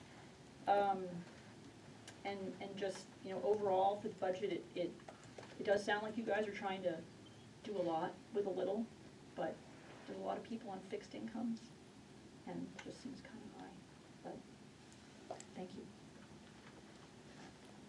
Yep, thank you. Would you like to say something? I did not understand that your question was a budget question because it was related to previous comments that you had made about MIHAS. So if I had known it was a budget question, I would have answered that. I still would have had to gather the information, so I apologize. I didn't understand you were asking me a budget question. I thought you were continuing your conversation about the MIHAS survey. Okay. So I have the information for you tomorrow, which is when I said I would be able to get it to you, but my apologies for misunderstanding the purpose of your question. Okay, that's fine. Thank you. Someone else wishing to speak? Yes, go ahead. Alright, so my name is Lucas Yorkie, I'm a phys ed teacher at Turner Elementary School. So it was mentioned that PE would be cut from 2 sessions per week to 1. And I do want to be conscientious. I know that budget cuts can be tough, and I am conscientious of that. I just want to respectfully voice my opinions on the matter. So on Shape America, it is recommended that students get 150 minutes of exercise per week, and by eliminating that one session, we're eliminating 40 of those minutes. Exercise has numerous benefits on physical, mental, and emotional health, and I feel like that's especially beneficial for this upcoming 3rd grade class that we have. What we're hearing is that this class is obviously very large, and there's a lot of students from that class that are very high energy, and I feel like giving them as much of an outlet as possible would be to their benefit as well as to our teachers' benefit. And one can make the argument that our students have recess, but honestly, there are certain things that cannot be taught during recess. Fine motor skills, gross motor skills, opportunities to teach good sportsmanship, teamwork. On top of that, this could be the only opportunity during the week that our students get exercise, especially if they're not in an organized sport. And having 2 PE classes per week has honestly given me personally a great opportunity to hammer home at some of these, and it'd be a shame if those efforts were cut in half. With all this in mind, like I said, I am very conscientious that budget cuts are tough, but I respectfully disagree with this decision. Thank you. Someone else? Yes, go ahead. My name is Mia Zellner. I am the art teacher at Turner Primary and Turner Elementary. I'm also concerned about the proposed change for next school year to make PE classes once rather than twice a week. And as one of the people who teaches the widest range of ages in the district, 5 through 12, I can confidently say that having PE twice a week has a majorly positive impact on every student in this age range. PE teaches children motor skills, teamwork, perseverance, how to take care of their physical health, and these lessons are invaluable to all ages, from kindergartners who are learning how to coordinate their movements, as well as 6th graders who are learning how to resolve a conflict and work as a team. These are lessons not often taught in other spaces within the school, and reducing the amount of time per week that students have to develop these skills would be a disservice. Physical education contributes to the health and development of our students, and we're fortunate that many consider it their favorite subject, and I urge the board to take that into account, these benefits, when making a decision about the PE schedule for next year. Thank you very much. Someone else? Yes, go ahead. My name is Ellen Stevens. I am the music teacher at Turner Elementary School, and I am also here to talk about the PE position and with concerns from it going from 2 times a week down to 1 time a week. PE helps in team building, gross and fine motor skills, physical and mental health. One thing that I have learned about for their strength of their core muscles actually helps with good balance, good coordinations, sitting still, gross motor skills development, which helps students to be able to, with their eye tracking, their handwriting, their eye stability, and their focus, which all helps out with dyslexia, dysgraphia, and students who have ADHD, and it helps to calm their bodies down. All of our students can use these. Having just 1 time a week wouldn't allow them to make good connections with our wonderful EAT staff in this district. And I understand that the district is trying to figure out a very hard budget cuts this year. Really hard problem to have, and listening to you guys and your approach tonight is really making me confident that you're gonna make wonderful decisions for our students. But I hope included in those wonderful decisions is putting PE to 2 times a week instead of just 1. Thank you. Thank you. Is there anyone else wishing to speak? Jimmy Childs, Leeds. I too think that PE is very important. I don't recommend cutting it. I recommend maybe giving the kids more of it. That type of stuff is what kids need to learn. I know my boys love that, and I mean, we play pass all the time, and we get into a thing where we say it's 2 pass, and we just keep throwing the ball to each other like that, and they learn a lot from it. I mean, they're really fast, they pick it up quick, they love to do it, want to play it all the time. And I don't think that that's a cut that this district needs at all. There's other cuts to be made. I could go on with that, but I'll keep them comments to myself. I'm a little concerned with taking $200,000 and moving it in case something might happen, because if that thing happens, the taxpayers are gonna be on the hook for that $200,000, whether it's next year or whatever. There's rules and stuff in place, and we should just follow those rules and laws set in place. And that would also give the teachers more time instead of focusing on DEI and stuff, to use that time for the academics, like you guys were wondering, where can we get them extra minutes? Thank you. Okay. Thank you. Yes. Judith Flashman, I'm citizen of Green and the librarian at the high school, and I would be remiss if I didn't talk about the cut to the library ed tech position. I am a taxpayer in these towns, and I know how bad this budget is and how much we need to make cuts. I am really concerned about the cuts that have been made to all the libraries this year, because there's so much value in our libraries. If we cut the ed tech position at the high school, and we've already cut the elementary district librarian, the 2 librarians who are left have greater jobs already, and there will be times where the high school library is gonna have to be closed because we don't have enough staffing, and that is an impact, direct impact to students, and I hate to see that happen. Thank you. Can I ask a question? Oh, sure. Mrs. Lashman, the state library provides a calculator that allows you to calculate value for services, and I understand that we could probably do that for anything that the school does. It's kind of hard to put a dollar sign on education, but do you have any of those numbers? We, the state library also does a school library calculator, so the same thing but for school libraries. I don't have those figures with me, I have done them. I can certainly provide them by next week if you'd like me to. It would be wonderful if, I actually have those numbers. Because I had asked Judith, so I was hoping that you would have them in mind. Yeah, I but didn't bring them with me. Do you mind if I share them? Anthony Well, had it asked me doesn't about feel like it, you're asking and I had questions done anymore. calculations. I just asked you a question, if I could share them. Yeah, okay. So the value for Well, Levitt. No, I was No? gonna say, I don't, And it I doesn't can sound like. That's fine. certainly share those with the board via email. Yeah, Judith, if you, yeah. I can email everybody that information. Let's work on that. Okay. Yep. Anyone else in the audience who'd like to speak? Okay, seeing none. Coming back to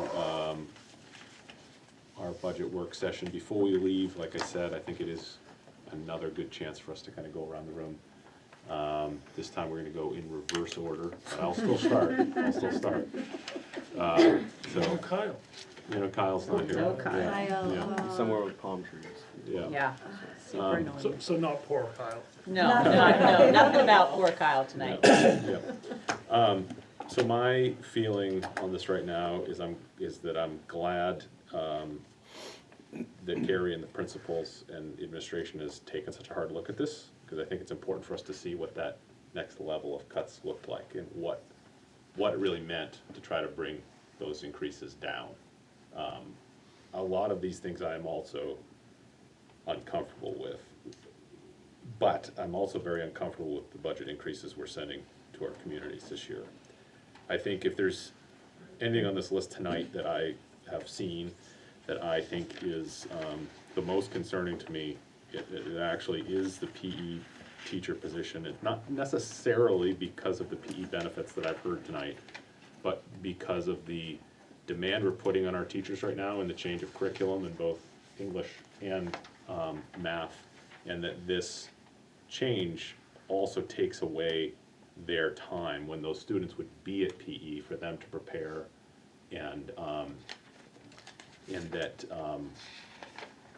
I think there's a lot of need for that right now. So if there's anything on this list that I feel like we're getting further than I feel comfortable with on or where we were kind of crossing a line where I'm starting to feel more and more uncomfortable, it's probably there. I'm not sure. I'm not really sure where I fall on this yet, but I think my personal feeling is I'm amenable to these changes. But I think if there's one that I might want to flip on, it may be that as I'm reviewing this. So I don't know if that's helpful, but we'll move on to you, Anthony. Yeah, I think getting the number to the towns below 8% feels really significant. It's 7.58 feels way less than 8. So I think there's a psychological benefit to that. None of these cuts look great in terms of, you know, being cognizant of what it actually means in a classroom. But I really do think that we have to, we're gonna have to, I think we're gonna encounter resistance even at that level. Joe said it before. So I think we have to be prepared to make very painful cuts. I think that the decision to anticipate the loss of federal funding is a really smart one. It's especially because the plan will be to, if that money is not used in that way, would then be to shift it into the capital projects fund, which we know we've got lots of very high dollar maintenance projects that need to be done. So that feels like a really good decision. But I think that it'll be a hard sell to the townsfolk, but I think that encouraging them to watch this conversation that we've had for the last hour and a half or whatever could be really useful in getting them to understand that any one of those cuts is gonna come with a significant cost. Thank you, Anthony. One thing, just before we move on to you, Ashley, I wanted to add was, to my comments was strategic plan. We don't have the strategic plan here or any members that bring it anymore, but we used to. But the strategic plan is something that, like I said, no, that's all right. I feel like we've had such a curriculum focus on that strategic plan, and when we start getting into the PE teacher cut and the prep time cut that's associated with it, I think we are starting to really hurt ourselves on the strategic planning goals, more so than almost anything else I've seen here. And that's, again, that's where my line starts getting drawn, or where I start getting the most concerned. So, go ahead, Ashley. I don't have many or really any concerns with the top proposed budget cuts with the supplies, the copiers. I actually think leasing is the better idea anyhow. I tend to favor that over cash purchasing. I reiterated earlier, but again, I think cutting a position from the middle school that's already been budgeted for previous years and would hurt trying to add it back in later. And we heard tonight in curriculum meeting from a teacher that's implementing the new math curriculum in 8th grade that it is rigorous. And I think it's gonna be, my concern is that it's gonna be more challenging for teachers that don't have the time allotted that curriculum needs to make that be effective and successful. And if I think I heard at one meeting that we have more ELL teachers than we do math, that's why there's more time on that in the middle school. So if we have the ability to keep that in the budget and transfer that to math, which is something that the students are struggling with, and we heard tonight from a high school teacher that 8th grade students are getting to high school and they're having to redo some 8th grade coursework to get them prepared, because they're getting into 9th grade and they're not at 9th grade level. Could that extra math teacher help prepare them for high school and meet the needs of the new curriculum that we're spending money on? So that's where I'm at with that, and I do think the benefits of PE for the kids behaviorally and their physical well-being as well as the prep time. So those are the only two changes I would add back in. Thank you. Bree? I don't think that the issue with the math curriculum materials that we're looking at and the teaching routine of that particular curriculum will be solved by adding in just one math teacher. There are 3 teams at the middle school, so how would that math teacher be able to support all 3 teams? It'd only be one. I think that that's not a budget topic to talk about. I think that's a scheduling thing that we should consider, that if the ELA classes meet every day, could they look at a schedule that math classes could meet every day, so they could get more time in the classroom, without necessarily hiring another teacher and adding into our budget. I am still really happy with the proposal of the 8.5% of the increase to the locals that was presented at one point tonight with the overall budget increase of 7%. I feel comfortable there. I feel like that wouldn't cut, it would still keep everything in the upper, but add back in the language teacher and the PE teachers. I'm not an advocate of cutting people, but I feel we can cut supplies and make do without certain things. You know, some of these digital programs that we have, when we're already going to be paying for digital portions of curriculum materials, I think we can look a little more closely at how many digital resources are we subscribing to. We don't need to overlap and duplicate so much, but we need to keep humans in the classroom. We need to keep the teachers and ed tech supports as much as possible. If they're open positions and we can't fill them, as we see for a couple of these positions, then we're not actually cutting a person as much. I think we need to keep the teachers and ed techs in their positions and let them do the teaching that they can do and not have maybe so much digital support. But again, some of our curriculum materials come with that digital support already, so why duplicate it? I guess that's where I'm at. Thank you. Go ahead, Kristen. I just want to start out by saying I hate that we're here. The original budget that came to us did not have a turf field, all new, like lovely athletic facilities for our teams. It's not like we're asking for a brand new fleet of fabulous buses. That to me felt very bare bones, what you originally presented to us. With that being said, I understand that going out to the towns, it wouldn't most likely pass.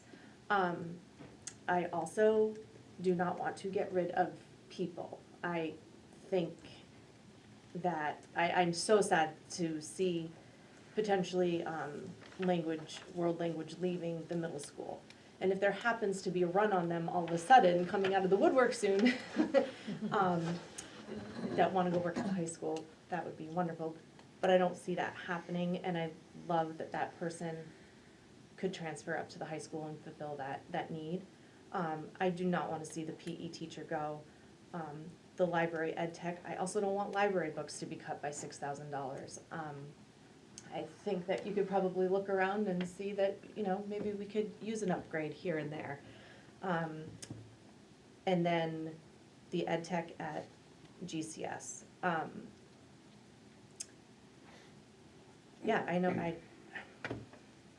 and then to think that we might have to do all of this and come back again makes me bananas angry, so. That's all. Thanks, Crystal. Peter? Nobody likes to make cuts, of course. It'd be nice if we didn't have to. Nobody likes to lay people off, but there's also a point where you can't expect, you need the people in the classroom, but you also need the classroom. You need the abilities to teach in the classroom. So there are times when supplies do become important to a point. You can't operate without them. You can't operate without it. So unfortunately, and when you do get to a budget like we currently have, sometimes people are part of the mix. I come, you know, the world I work with, deal with, so forth and so on, I see people who are, I'm here for the students, but as I've told before, I'm also here for the people of Turner who don't have a voice. You know, I'm represented, we're all elected to represent our towns, just not the students of our towns. So I also need to think of the majority of the town who might not be able to afford an extra $200 or $300 this year, who are currently just getting by. So we have to take that into account. So that's why I'm very appreciative of the amount of work that went into this. It's never easy to make cuts. I have to do it all the time in my personal business, and it hurts. I have to lay people off constantly in my person, and it hurts. But it's something you have to do. So, but that being said, I would probably be fine. I'm very comfortable with everything I'm seeing here, moving forward. I would probably not like to see the phys ed, because dealing with, my wife is a school teacher, and I constantly hear they need outlets. They need outlets to move, other than my classroom, which they're currently moving in. So that does, I do see that as a thing, and I also hear about that prep time that is often taken away. But, so I do see the benefit there. So probably if I had anything that I would like to maybe reevaluate would be the PA teacher.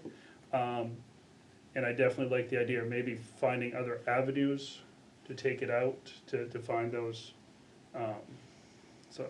So long story short, I guess I'm comfortable moving forward with it. It's not what we want to do, but, hell, I'd love to be Falmouth or Yarmouth or Greeley, but we're not that.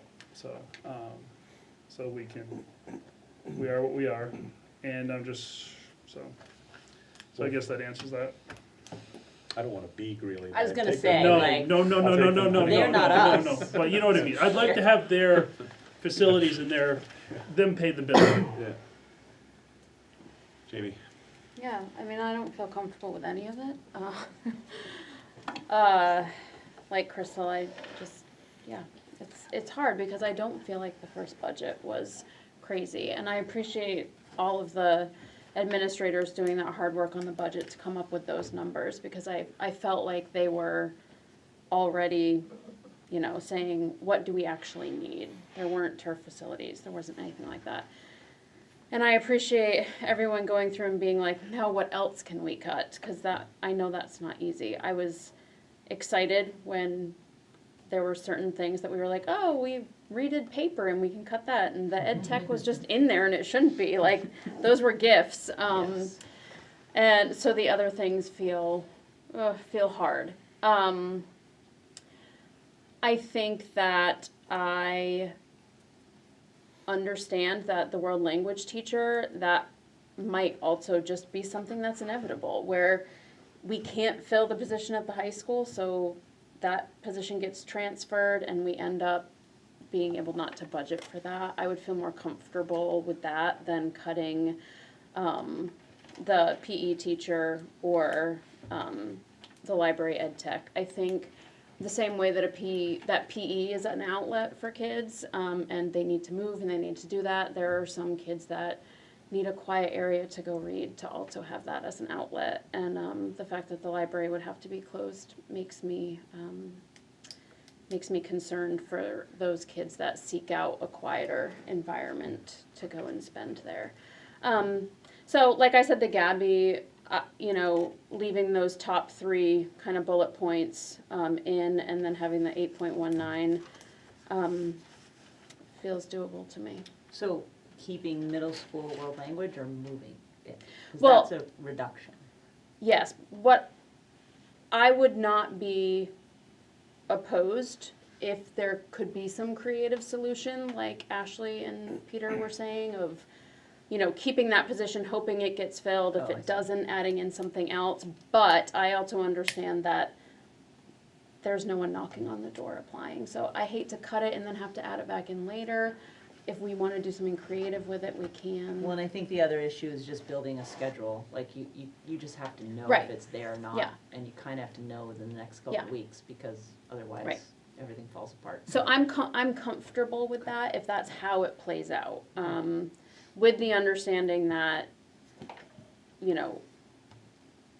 if there was like an online thing we could offer our students, like Eben said, yeah, but it probably doesn't cost $80,000. It won't cost the same as a position, but it will cost money. Yeah. There's I feel like a lot of different things around that middle school position that hopefully Jana may be able to speak Right, to when she exactly. comes next Yeah. time. Yeah. And then I also share Anthony's sentiment that I think the 200,000 moving into that, I think that's just a smart, responsible choice. And moving it into capital funds later sounds great too. So I am supportive of that for sure. Thank you, Jamie. Alex? Yeah, I kind of echo what Ashley and Peter had said. Pretty comfortable with everything. The PE teacher, I would like to see stay. I would say that. But from the sounds of it, moving the world language person to the high school, if that helps solidify the high school program, and it was kind of where we were winding our way eventually anyway, makes sense. I do think I would not be opposed to then folding in a math teacher if it makes sense. And obviously, it's not really a budget question necessarily, it's more of a scheduling and logistics, but like Peter had mentioned, spending all the time and money on the new curriculum, I hate to see that it's shortchanged a little bit from the jump if it's required X number of minutes per week and we're only giving it not that. So I would be open to that money staying there if it was towards some solution there. Unfortunately, we're just behind the 8 ball with special ed and facilities, and those are, I think I did the math last week, it was like 70% of the increase, so then you're left with 30% to try and nickel and dime, and it's not easy to do, but those are immediate needs. I said last week too, I'm not even sure we're funding facilities as much as we should. Right. But I won't ask for more. So yeah, I mean, You just cut 500, can you spend that facility? Well, no, I was curious, the 200, I hope it doesn't affect it too much, but that's smart, I think, too, with the unsure nature of the federal funding. But yeah, that's kind of where I'm at. We're just kind of behind the 8 ball, I think, in a lot of areas. Okay. Do you have any questions for us? No? I just, if you have stuff that comes up between now and then, just, give me a shout. The real question is, do you feel less guided or more guided? No, I feel like we've got guidance. As long as we haven't confused you. All right, so. Good enough. I think I at some heard an ish. point everyone will, at some point there will just be a bitter pill to swallow, and like we're just gonna have to do it, so figure that out, but we'll continue to work. I would want to emphasize again, even though we do give all of you hard times, we do appreciate that you are having to, we understand that these are real decisions, real people. I know that. So. I absolutely know that. Thank you. All right, so our next budget work session will be March 20th at Turner Elementary School, 5 o'clock. That will be a full workshop like we had last time. That will probably go decently into the night. So So uplifting. looking forward to that. So uplifting. Yes, yes. Aren't you excited to be there? Yeah. All Bring right. my sleeping bag, plan for the night. So we're gonna move on now into our regular meeting, and the first item on our regular meeting is to act on the minutes from the 12th regular meeting, which was February 13th, 2025. Does anyone have any thoughts on those minutes? Thank you, guys. Comments? Seeing none, they are approved by unanimous consent. The next item is to act on the minutes from the first budget workshop from March 6th, 2025. Did anyone have any thoughts or comments or suggestions from that set of minutes? Can I be snarky? Oh, go ahead. Microphone next time. Yeah, no, I will. We'll try and get one for TES. Yeah. But no comments necessarily on the minutes. Okay, so they're approved by unanimous consent. All right. So for my report tonight, all I want to do really here is highlight that I think as a board, we are very well aware of all of the different political issues swirling in the both federal level and at the state level related to a number of different things. We are aware of the new Title IX directive from the president. We are aware of the Maine Human Rights Act here at the state level. We are aware of a variety of different things. And I think that at some point, And hopefully, when the dust settles on some of these kind of disagreements that are happening at levels much higher than us, that we can revisit and see how that impacts us here as a district. But I've spoken with many of you, and I'm not so sure it makes, and I think the consensus is that it does not make a lot of sense to try to address some of these issues before some of those larger national debates or lawsuits or other important litigation has at least come or advanced further. So I'm just saying, just generally to folks out in the public and perhaps people that might want to speak at public comment tonight, we are aware that those issues are occurring. We have a big budget in front of us right now, and we feel it makes some sense to let some of those issues play out a bit more before we revisit them here at our level. So with that, we will move into public comment. I assume there are folks that are wishing to speak tonight. So with that, I'll reiterate that our board meetings are conducted for the purpose of carrying out official business of our schools. It's important to note that meetings of the board are open to the public, however, they are not public forums. At each full meeting of the board, time is allocated to provide opportunities for citizens and employees to express opinions and concerns related to matters under consideration by the board. These comments shall be within the guidelines set forth under policy BEDH, public participation at board meetings. Copies of the policy are available on the district's website, and I just want to highlight the following. The chair is responsible for recognizing all speakers. We ask that speakers identify themselves by sharing their name and town of residence. Each speaker will be limited to 3 minutes to express their views. Speakers should direct all comments to the board, specifically the board chair. This is an opportunity for the board to listen to the opinions of the public that relate to school and education matters. It is not intended to be a conversation or a debate of issues. We know that the school-related issues can be emotional, but we ask that civility is maintained. We will not permit profanity, gossip, defamatory comments, shouting at one another, or comments that disparage or attack individuals or groups. The board is faced with many important issues. And for the sake of efficiency, the board discourages duplication or repetition of comments. Additionally, the board will not permit complaints or allegations against staff members. We certainly care about these concerns, but they are personnel matters which the board is not permitted to hear in public. If there are complaints against staff, these will be handled appropriately through our complaint policy, KE. To reiterate, just a highlight of key points, please refer to policy BEDH for a complete description. With that, I will turn it over to folks that would like to speak. We'll start with you. Crystal Nicholas from Green. Earlier, you kindly heard my concerns that the Maine Integrated Youth Health Marketing Survey needlessly exposed our children to a laundry list of brand names for tobacco products and illicit drugs. Tonight, I'm sharing concerns over the pharmaceutical products solicited therein. The MIHAS Marketing Survey defines itself as, quote, the primary source of information on the most important health risk behaviors of students in Maine, end quote. So how can parents make sense of a question probing kids if they have had or have heard of the product Gardasil? Are we to infer that not receiving the Gardasil HPV vaccines is considered a health risk, and that our superintendent feels compelled to peddle medical treatments to minors? Schools should not be grooming underage children to be receptive to for-profit medical products, let alone without that child having an advocate present and informing the child of potential adverse events. HPV, or human papillomavirus, is associated with cervical cancer and accounts for 0.7% of all new cancer cases affecting women primarily in their 50s. Women under the age of 20 account for less than 0.1% of all new cases.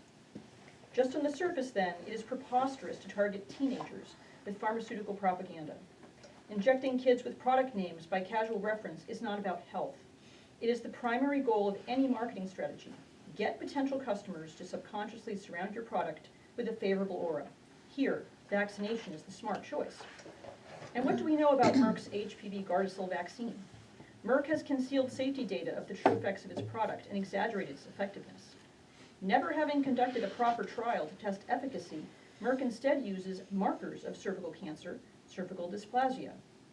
However, 90% of these cervical infections clear naturally and never result in cancer. Merck knew Gardasil contained unapproved ingredients, yet never disclosed this to the public during its aggressive marketing campaigns. One of these ingredients is Merck's proprietary aluminum adjuvant, a patented secret.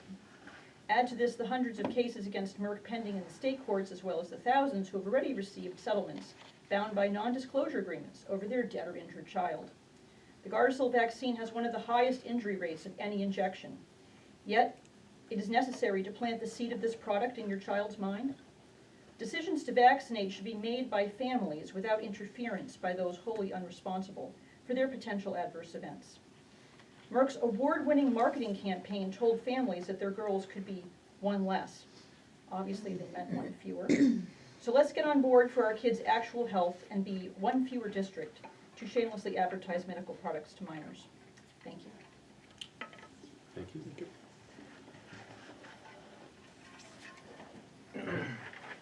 I'll be brief. Jimmy Childs reads, picture this, you're having a gathering, big dinner, nice dessert, family, friends gather around. Little Stewie cries for cake. You say, after dinner. He screams, cries, I want cake. Uncle Frank says, give him the cake. Now after dinner. A few minutes go by, you see Stewie, chocolate on his face, and Uncle Frank smiling in the other room. Are you upset with Uncle Frank? I would think so. You know, I'm sad and sickened to read that our district, MSAD52, is on a list of 57 main schools that keep certain things from parents. I read in the school student transition guidelines, it says it's okay to do just that. I reject this, and so do many others. Couple Supreme Court cases. The Supreme Court parental rights doctrine. It is cardinal with us that the custody, care, and nature of the child resides first in the parents, whose primary function and freedom include preparation for obligations the state can neither supply nor hinder. It is in recognition of this that these decisions have respected the private realm of family life, which the state cannot enter.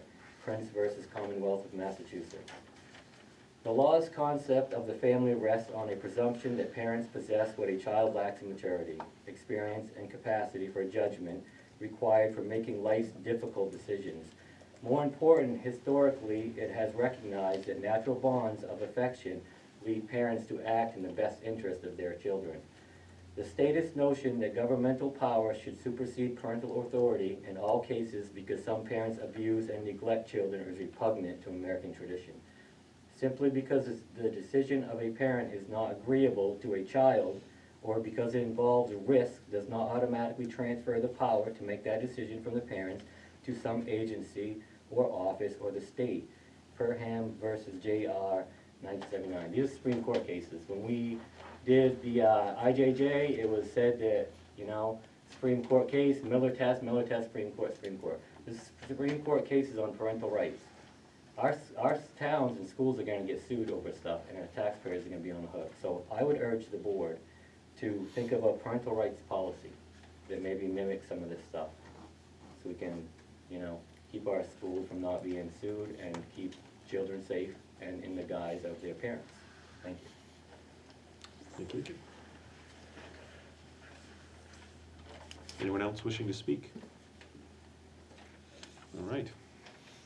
We'll move on to communications. I do not have any, oh, sorry, excuse me. I do have a communication. Big news. This is, yes.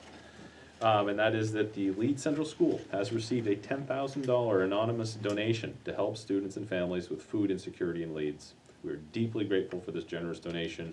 LCS will work with our guidance counselor in the business office to establish a food pantry that will be in place for years to come. So it's a very significant gift, and we thank the anonymous person that did it. Carrie? So I feel a little bit bad that Shannon, I think the last time she was supposed to provide a report was the meeting that we canceled because of snow. So I think next meeting I may ask her to just say a few words, because this has actually been a little transformative. It's the energy in the building around this is significant, so I may ask her to just say a few words. So I would like to have some retirements and resignations and those kinds of things. So I would like to report a retirement of Judith Lashman, librarian at 11th Area High School. Congratulations and thank you for all your service to the district. I would also like to report the following resignations. Sherry Willis, bus driver, effective March 5th. Sherry will be continuing to sub for us, so she will still be doing driving, just not full-time. Valerie Caruso, who is our special ed building coordinator for Turner Elementary and Turner Primary at the end of the school year. And then we hired a sub nurse and a sub for the district and a sub here at Leeds Central School. Okay. Thank you, Carrie. Notable adjustment to the agenda, you see it highlighted in red, is really something that's getting pushed to our meeting on the 27th. So it's not that that's been eliminated, it is just moved to another meeting. And we'll move on to committee reports. We'll start with Finance Committee. Ashley. I wasn't able to make it in time for the finance meeting, so I'll let Peter or Alex. It's right here, next to my computer, at home. Oh, okay. So whatever I did, she knows. Alex? Anyone want to try to summarize? Well, we voted Peter to do that. And I actually wrote some things out, and I'm picturing my desk you were right prepared. here. We I can do do remember you got We prepared. you can report out next time. But I can't even remember what was on the Gabby, agenda. Gabby, Bring it Gabby Yeah, was there too. Gabby knows what we talked about. Gabby does. Is there something critical to our business Yeah. tonight? So there are two Yeah. items on the Okay. consent agenda. Yes. Yes. Yeah. Oh, yes, the consent, yeah, because I'm finding. Yeah, no, this was a big meeting, I Peter, we can- gotta talk about I it. can lead. All right, Go go for ahead, it. Alex. In my Gabby's got your notes, back. we spoke about a grant program coordinator position. I think we actually spoke about it at the meeting last week. Yeah, we're gonna briefly. bring Yeah. more information next, on the 20th, So that'd be a slight change, hopefully pay for itself, hopefully. so good news. I wrote something was a mess, but I didn't write what it was. Whatever number 2 was. No, we spoke about the fuel and diesel, Which bids. is 9.6 on our consent agenda tonight. Right, and it was basically just approving them to go with the lowest one, because one of the places needed an answer the day the bid was submitted. Can I just add to Sure. that? Yeah, so, Peter had asked that we also give consideration to locality, to make sure that we are taking into consideration cost, but also using a local company if at all possible, if they're comparable costs. And then number 2, that's a mess. Yes, enlighten me. That's also on the consent agenda. Oh, yes, that's right. That was the That social security relates to stuff. the social security debacle. Oh, yes. That we have discussed several times previously. Upon further consultation with legal, they are recommending what we do is, so they had said that all I had to do was add the amounts to the W-2s, and me not having a payroll mindset didn't think that I had to run that through payroll. You cannot just add money to a W-2 and expect it to go away. That's not how this works. You have to run money paid to an employee through payroll so that they have to pay the taxes on the money because it's considered income. So, all of that being said, legal is recommending that what we do is cover the tax expense on the amount that we have paid for the employee. It's called grossing up. So for instance, if it's $1,000 that we paid on their behalf and there's $300 that they would be taxed, we then pay them $1,300 and remove the other money on the other side, so it's a net zero to them. Does that make sense? And The Alex was total, right.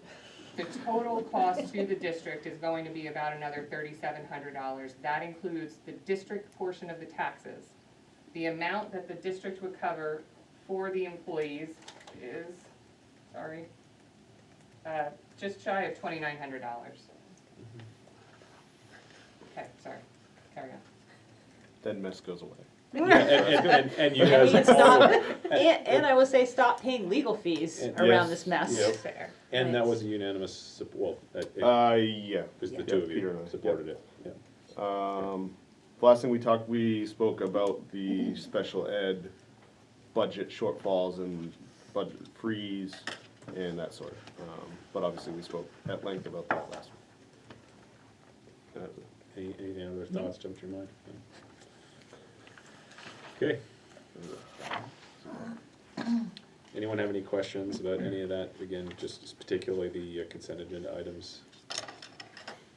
I will be requesting the 9.7 be pulled. Oh, yes, we'll have plenty of time to talk about it. That one, yes. Well, anyone? Okay, moving on. PTB Kyle should be reporting out, but he is sunbathing. Yep, I believe. get it. Hopefully it's a nice fruity drink in his hand. Yeah, I don't know where Let's he not was. have that picture. Sunbathing. It's too late for the sunbathing. Depends how good the day went. Right. We did talk about quite a bit. First thing we spoke about was the quotes that came back for the LCS roof replacement. We had 3 quotes. G&E had a quote that was very low. It didn't replace the roof.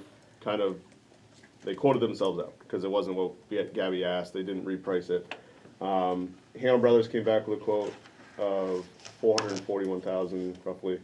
IRC was around $436, but No, that was if Can I the just additional elaborate stuff. on Hannah Brothers? well, yeah, go ahead. That was the amount after the After the increase that added, EEI said we would probably incur. Mhm.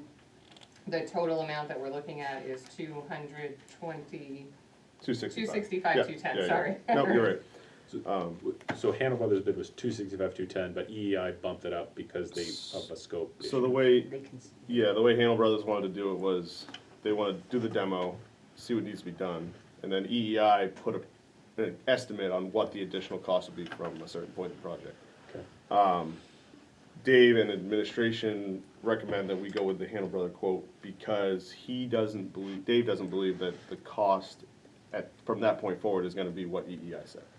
He's hopeful that it'll be much less, and that would bring the total quote way under what IRC, and IRC's quote was kind of a full-blown, you pay this amount, we do the job. That's it. So hopefully Hannah Brothers, it's a long-standing company, just as reputable as IRC, I believe. So Dave is hoping the cost will be significantly lower than IRC's kind of, full-blown proposal. Yep. I was just wondering, are we moving forward with that, or are you hoping to move forward with that, or? Yep. That will on the next It's gonna meeting, be, next 27th. Next yeah, meeting? Okay. yeah, that recommendation will come forward. We spoke about the TPS water issue that's kind of ongoing. We're waiting for quotes from, I think, one more company. In the meantime, Dave is setting up flow meters, both from the pump into our holding tanks and from the holding tanks out to see the rates for each, basically to determine what the school uses on a busy day, so they can average out the usage so that some of the engineering work can be done. This is a pretty low cost thing. He has to get some approval from the state because he's messing with the water system and that's all regulated. He's hopeful for the 3rd quote that's coming in. He said that he spoke with the guy on the phone and he sounded very knowledgeable. But it's kind of an ongoing issue. So once we have that quote, we'll come back with a recommendation. Now, do we have a time constraint on this, don't we? Yep, we do. They wanted it by sometime in June. Dave is hopeful that the drinking water program coordinator for our area is able to get an extension if we get just into the project. So hopefully he's hoping to be able to, if need be, stretch it to start a school year. That So July. the goal is and to August. have it operational before we Yes. get Yeah, back. yeah, I mean, that's the goal. And the June deadline was always kind of pie in the sky. Now, unlike green, TPS doesn't have much going on, does it, in the summer? No, it's for the primary school, it's very quiet. We also spoke about the LAHS elevator replacement, full replacement. We have one quote in from Stanley for $110,000 that replaces just about everything besides the car itself. Does the motor, wiring, cables? I think everything, Yeah. I think it was So pretty much everything besides what you stand in. The unit they have now is working to a point but not able to be fixed any further. So he's waiting for 2 more quotes. Just waiting for another full replacement quote, and then Peter Willett, from the Tri-Town, there's a person who will quote repairing it. Road maintenance, yeah. Yeah. So same thing, once we get those quotes, we'll have a recommendation coming forward. Wastewater treatment plant update, there's a kickoff meeting next week that admin's gonna be at, that will hopefully shed light on our breaking ground update. Have you got the Not much of shovels an yet? update. Are they gold? Eben has the shovels on They'll be order. brown. They're gonna be gold. They're gonna be gold, and he's gonna have a champagne. He's gonna smash there you the building with a No champagne champagne. bottle. Christian Not and alcoholic. He's doing a Yeah, sword. sparkling- to- Sparkling Sword. cider. It'll be Yeah. sparkling cider that I Sparkling hope you'll give cider. us, You Peter. You go just go over to the cemetery, you can get the champagne. You'll be fine. I can't come back after that. I know. How do you finish the day? She won't let me. Second to last thing we talked about, at Kyle's request, Gabby did some legwork with transportation on the prospect of outsourcing our busing needs. Basically, full-blown routes to and from school. $87,000 per route, of which we have 20. So the rough cost would be around $1.75 million. Gabby kind of equated a savings of 1.8 million, but that didn't include sports or field trips. So not really a feasible thing. Jim did say we're using RideSource for one route right now. It's going very well. So they're going to be a resource we use probably going forward no matter what. But I think the prospect of full-blown outsourcing of our bus routes is not really feasible. I don't think I really understood the numbers you just said. So per route, RideSource quoted $87,500. Yeah. We have 20 routes that we would outsource, Mhm. which would cost roughly 1.75 million. Mhm. With all, with the bus drivers, no maintenance, way less maintenance, way less diesel. Gabby kind of added together a savings of roughly 1.8 million. For the regular routes. From our transportation Yeah, budget. yeah. So in that regard, it's kind of zero sum. So less headache, but then you have to add on. It seems like we're saving a lot of money when you, No. when you say that number. Because it's just the difference. Just for the routes. So it still Only costs the us regular 1.75, Right. but we're only saving 50 grand in this simple example. 500,000. No. No, 1,750,000 to 1,800 Yeah. Oh, okay. something thousand. Right. So it's just a Okay. difference. Yeah, it's Yeah. It's a small difference. And Yeah. then we'd still have to pay Still, people to Yes. well, yeah, transport and to that didn't, sports and we field. could use ride sourcing And- theory for those sports and field trips, but that's more. Right. And I think you had brought this up too, Anthony, like the headache of not being really in charge of the buses at that point, right? You'd highlighted something about field trips and not being able to get. Right. Right, But we'd still keep our buses and they just do field trips. It's a lot of pros and cons, Give us but all that savings. there was not a huge money saving jumping off the No. sheet end. So Okay. Right. Well, and I agree. You were in the PTV meeting, I'd imagine. Yeah. Wow. You thought it was 500,000? No, I'm just, no, so it's a difference of, from 1.75 million to 1.8, yeah. Okay. so, yeah, so it's not. Okay. We had a federal funding update with not much of an update. That's it. We don't know much. Yeah. Still waiting. All right. Any questions for PTB? Okay. Move on to policy. Jamie. Yeah, we met, 2 weeks ago. No, No, last last Thursday. week. Yeah, we met last week. We had a presentation, well, not really a presentation, but we had a robust discussion about the upcoming cell phone policy. Eben and Jana were both there, and so he kind of gave us a rough draft of the policy. We went over it, brought up questions, and so we kind of left the meeting with going back to administration with questions we knew the board would have in regards to the policy. So just trying to kind of hash all those questions out in committee and come back with more than a draft policy. So that is coming down the road for you guys. And then we also did graduation requirements, which was the same, just kind of, lots of questions from us, and we sent a bunch back to Evan and Jana, and they are looking into them, and that will probably be on our next agenda as well, so talking about that. Real quick, Jamie. Yeah. a question that I know I'll have for Evan, I'm curious if you might have asked him this. Is Yeah. My understanding, not seeing the proposed policy, Which policy, sorry? oh, I'm sorry, the cell phone. Okay. Is that it will still permit usage at times. And my question is, if it, so is the, I don't even know if I should ask this, but I guess is the proposed policy basically no until all day? Then Yes. Related to my question, was it gonna be using the bags?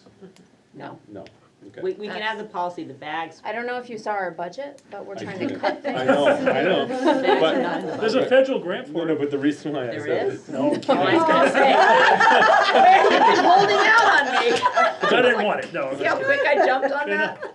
Yeah. So that would be my question, is like, I'd heard rumor or something that, yes, like during certain times they would be allowed to use them. That's the way And I it is had an now. issue with, I just, okay, you're Yeah. done until. Correct. Yeah, your cell phone would, the proposed policy would be that, you know, as soon as the first bell rings, your cell phone is gone. And then after, Might be some question there. Arrive at school. I don't know, did we discuss the bell ringing? No, but like, That's the part I was like, freestyle, is that, okay, as this soon is as like, like, oh, it's a bell. as soon as like academic No, I classes think it's start. when you're in the building. I think it says school I day, think it's like when you're in the done. building. I think. But no breaks for. No, No. in between No classes, lunchtime, no lunch. between Yeah, classes. that's fine. Yeah, no, that's what I'd be hoping for, so I was, okay. Because Thank you. right now, that's what the Yes. that's, it's There not a was policy, some, it's there in was the some handbook. questions that, in regards to wording that was in the draft policy, because it did say, like during school activities, which also meant like lunch, assemblies, stuff like that, and, so we just asked for some clarifying language around it, so that people understood that that didn't mean at a field hockey game, students can't have their cell phone. It just means like when you are at school, during school hours, there's no cell phone use, so. The athletic teams must have their own rules, I assume, for each individual team, I'm gonna guess. I can't speak to that. It's kind of hard to play field hockey and text at the same time. Not if I you're on the wouldn't put bench. it past the kid to try, Yeah. though. I don't know. I'm pretty sure I've seen like NFL players do selfies. So I don't know, maybe you can slip it They in have the guy somewhere. reading the book, they kept showing him all the time. And then just in your packet, Carrie included at the end the policy development news, and that was something I was gonna touch on as well. Martha included that. I was Oh, just like, Martha what did I included do? that. She prints that and puts it in. Thanks, Martha. Yeah. So I know that you guys had all seen the JIE pregnant student policy, and that had gone back to committee. And because Title IX requirements have changed, we won't be taking that one up. It's actually an optional policy now. We usually only have required or recommended policies. And we're just gonna continue to follow federal and state laws and wait until further guidance, as Joe had said in his report as well. It's one of those things where let's wait and see how it plays out, and we can readdress it at that time when we kind of have more concrete advice moving forward. The real issue is do you follow state or federal law? There's an or there in between, that's the issue. I mean, the federal law has existed since 1975. I think that's a pretty solid one. Well, So, yeah. it's not a choice we can win if we pick one or the other, so. Yeah, you really can. So then on the consent agenda, you'll just see the second reading of the school volunteers and suspension and expulsion. And those aren't new to you, because we've already discussed them. All right. Thank you, Jamie. Any questions for policy? Yeah, a couple. But- all right. We'll move on to curriculum. Bree. We met tonight, and as it was alluded to a little bit earlier this evening, we had a couple staff members join us in our meeting they were part of the standards design committee here in the district. Remember, the math work is being done where there was a team to look specifically at curriculum materials and another team to look specifically at the standards. And the standards come to us from the DOE, and Teresa and those teachers shared out the work that they worked on with those standards during workshop times or during committee meetings, picking the priority standards that the grade levels would report out on in their grading, and what other standards would stay as supporting standards. And the team shared with us that they have put those standards onto Atlas, which is exciting to see that work moving forward as well. And they shared out how they are excited to be able to use Atlas to be able to see what grades previously and then the grades following are doing for standards, so they'll be able to vertically align their work. We will be able to bring at our March 27th meeting, I believe, is what we're hoping for, to be able to bring that work to the whole school board here, to be able to share and approve and all that. I think it's April 10th. I think we have it on the 27th. I was just trying to pull it up real It's quick. coming to the next school board meeting, because the next 27th. step would We be have it on the 27th, to presentation to the bring school it board. to the school board for a vote. It's gonna be a big meeting. Yeah, so on Yeah. the 27th, standards and all that. Yeah, thank you. Cool. I just wanna highlight, I definitely learned a lot in that meeting, both about the kind of revisitation we're doing to the state standard, which is one whole process, as well as the other process, which was illustrative math, and really seeing how those two things come together, and how much different I think it's gonna look like in the classrooms of our math classes throughout the district. And I think it was a great effort. I really appreciate what you've done, Teresa, kind of leading that charge, and I really, I know, I'm definitely excited about it, so that's what I'll say. Well, I think we're pushing it a little bit, because I don't know why we couldn't have waited 30 years to do it. It was like 27 years since we So, you know, revisited math so standards. so, Clearly, yeah. I'm very disappointed that we couldn't push it longer. You just feel kind of rushed. Yeah, No, we I'm do, talking and about it just, it was, Well, why do we have to do everything so quickly? exactly. And I just, you know, again, It's a waste of time. it was a very collaborative approach to that standards development too. So I mean, and hopefully it keeps getting revisited more often than every 27 years. But And that was an approximation. We're basically trying to figure when people get hired, is how is the only way we would get that. Right. Yeah. so thank you, Bree, as well. Coral is not with us tonight, so. No, can I just say though, Oh, she was go ahead. in the one act Yes. competition. They were the Class A state runners-up Oh, at the wonderful. one act competition, like they Wow. crushed it. Yeah, that's a big deal, Yeah. right? That That's a is very great. big deal, so, And huge win for Levitt, because Yeah. it's been a while since yeah. they've gotten to It that is level. real, of it is second so place. competitive, Mm. so to be a runner-up for Class A was a huge compliment, so Coral was in that Very team. good, Coral. So Yes. we'll send her positive vibes into the universe. All right. So then after that would be our assistant superintendent's report, Ms. Gillis. Okay, so I will continue with the discussion around curriculum work, and I am very excited about this. I know that I've been told that maybe I don't show my enthusiasm, but totally nerding out about this and love it. So we did present the math standards. I wanna thank Lindsay Williams and Matt Strong, who came tonight from Levitt and Tripp to talk about the work. They were on the standards committee. And we are hoping that we'll have a presentation for the full board.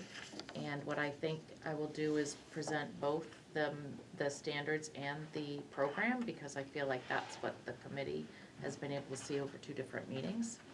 The visual and performing arts teachers are going to utilize a punch list, thanks to Iva Damon for that title. They're hoping to I'm hoping that they will finalize their work this Friday. And then I'm anticipating bringing that curriculum to the curriculum committee on April 10th for a review of that work. And on March 31st, I'm meeting with the health and PE teachers, hoping to finalize their curriculum or our curriculum, and I hope that we can bring that to the curriculum committee on May 15th. So I'm super excited about all of that work. For professional development, I'm also looking forward to March 14th. I will be learning alongside the elementary teachers and instructional coaches and principals. The focus of the elementary Teachers' Day is around into reading for K to 6 ELA and illustrative math for grades 3 to 6. Our instructional coach Mallory Murphy is also presenting a session called Productive Struggle to both teachers and instructional coaches. And this is, I just wanted to highlight this because this is typical of our coaches to prepare and deliver professional development sessions on workshop days, as well as staff meetings and other things. But I work with them and decide what they're gonna do. I do have some grant updates. Maybe I should have started with this news. Just wanted to remind you that we were notified on February 11th that our Title II funds will be reduced by $3,428.81 for the next 5 years. We don't know what our funding I'd is forgotten that. for Title II, but that is 5 years of, so just a reminder, Carrie, in case you'd forgotten. Earlier today, I received notification that our preliminary allocation for Title V is $8,447.34, which is down 47% from last year's allocation. So remember, we talked about all the title grants that we were reducing it by around the same amount we got this year, $45,000. We do not yet have our Title I allocation, and we don't, again, have our Title II, so I don't know, but I know Title V is down from $13,374.41, and that is used primarily with some additional shifting in the grants to pay for our professional development. And that's all I've got. Okay, thank you, Teresa. Any questions there? Okay, Gary, go ahead. So, last time I reported was the 13th. Most of what I do these days is spend a lot of time with Gabby talking about the budget. So, partner in crime, we spend a lot of time together. But there's other things, so I thought I'd just sort of review the things that I regularly am doing and spending time. I actually wrote letters for the town budget books, sent them one to Turner. Green doesn't go till August, so I'll send that later, but I've met with the TPS staff about the principal search process, got that up and running. I've been doing meetings with Rebecca regarding the transition to, for cohort 2 for CDS into our school, so she and I are doing those, they're bi-weekly. We had an OMG meeting, which is our operations team. Gabby and I meet with Dave, and Jim, and Wally to talk about all the things that are related to the operations side. We do that on a monthly basis. OMG meeting? I named it, it needed a name, and so I called it OMG, because it's kind of like operations, maintenance, and Or oh my ground, God. or oh Yes, my God, yes, like, yes, so yes. it's OMG is what we call it. Okay. It needed a name, that's what I did. So we do that once a month, it's a great meeting. They have an opportunity to share sort of strategies and things that we're working on and hear what's going on. We meet every week with Gabby, Rebecca, and Teresa, sometimes more than that, especially with Gabby and Teresa. But standing meetings all the time to sort of review the things that are happening. I meet monthly with principals, so between the 13th and now, I've had a meeting with Doug, Kim, Shannon, and Jana. Evan and I spent the afternoon at UMF on Monday at a career fair for future teachers, a lot of English teachers. We could use some other people teaching Like other world things. languages. Those are really what our openings are, but Yeah, but English is really cool. so spent the afternoon at Farmington. District Safety Committee was this week. That committee has been meeting once a month, but we have a good routine now, so we're gonna go to quarterly. And then you will be happy to know that my certification to be a superintendent is up for renewal. I had to present. They accepted my certification, so I will be getting my certification so I can continue to be employed as a superintendent. So I thought that was important for me to report to you that I presented that and they accepted it. And then there are 2 job descriptions on here. The first is an update to secondary school principal, some consolidation. There's a lot of just repeating things with a couple additions. And then the Ed Tech 3 for Title I, we were originally gonna update that, but then decided we just don't need it. We use the Ed Tech 3 job description regardless of whether they're funded by Title I or their general budget. So we're just asking to delete that job description. Okay. Any questions for the superintendent? Yes. I do. Are all schools set with the reunification plans? Great, so the middle school and TES have done their walkthroughs. Okay. Green and TPS will do it on the half day in April. And I have scheduled training for those two faculties, 2 Wednesday morning meetings in a row before that April half day. And then the last school to go will be Leeds, and they'll do the May half day, and I have the training scheduled for them. And then the next will be to tackle the high school. I don't believe the high school will do a walkthrough this year, so it'll be updating their reunification plan for a walkthrough next year. Okay. So we are crushing it. The high school staff's been awesome. We do a full debrief after each one, and so each time it just gets tighter and better for the 2 that we've done already, so it's going very well. Thank you. Thank you. Any other questions? All right. So we'll move on to the consent agenda. Joe, can Again, you this pause is just a for one reminder, these items are to be acted upon collectively, unless a board member asks that a specific item be acted upon individually. Are there any requests to remove anything from the consent agenda? 9.7? Item 9.7. So item 9.7 will be pulled from the consent agenda. Yep, and will be added to the agenda as, what are we gonna call it? Let's go 11.2. Anthony? 9.1 and 9.31. 9.1 and 9. 3.1. I just want, 9.3.1. 9.3.1 is, I thought you said there were 2 things, or was it just 9.1. 9.1, okay, The whole thing. and 9.3.1, okay, You're sounds pulling. good. You pull it. Yes, so those will be added as items 11.3 and 11.4 respectively.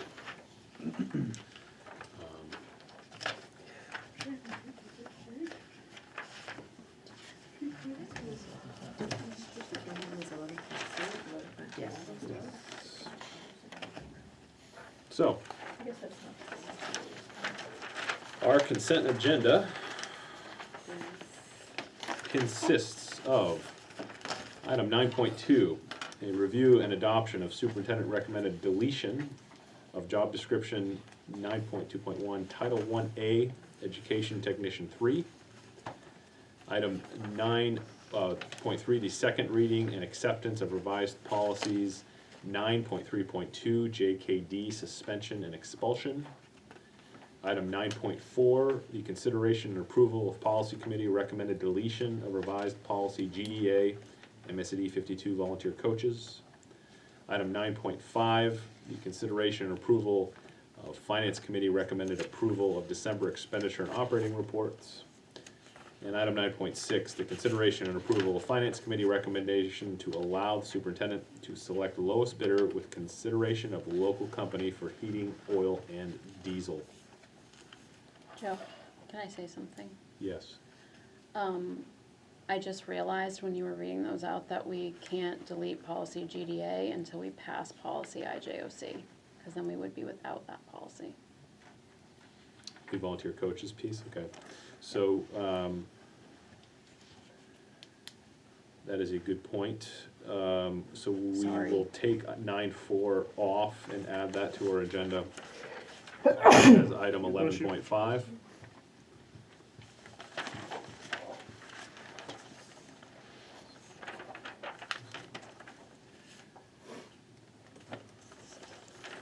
Is everyone clear on what the consent agenda includes and does not include? Yes. Okay. All those in favor? Did we have a motion? So moved. Oh, Moved, sorry. seconded. I'll second. Seconded by Crystal, very good. And it was unanimous. Just in a different order. Yeah. Just pick a name. Yeah. All right, so moving on to new business, as there is no old business on this agenda. Item 11.1, approval of the 25-26 school calendar. Carrie, would you like to, yeah. I make a motion. Way off, I'm in workshop mode here unfortunately, so let me get back to meeting mode. Okay. Someone make a motion for approval of the 25-26 school calendar, who's Bree? Second, Peter. Discussion, Carrie. Okay, so, just a little bit of context.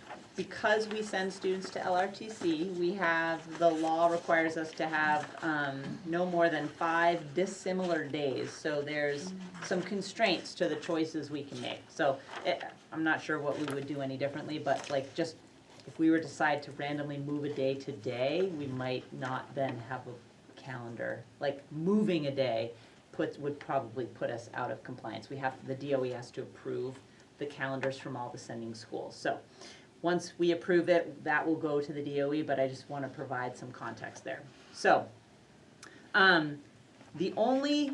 pretty much all the workshop days are in the same place as they are this year, with the exception of January.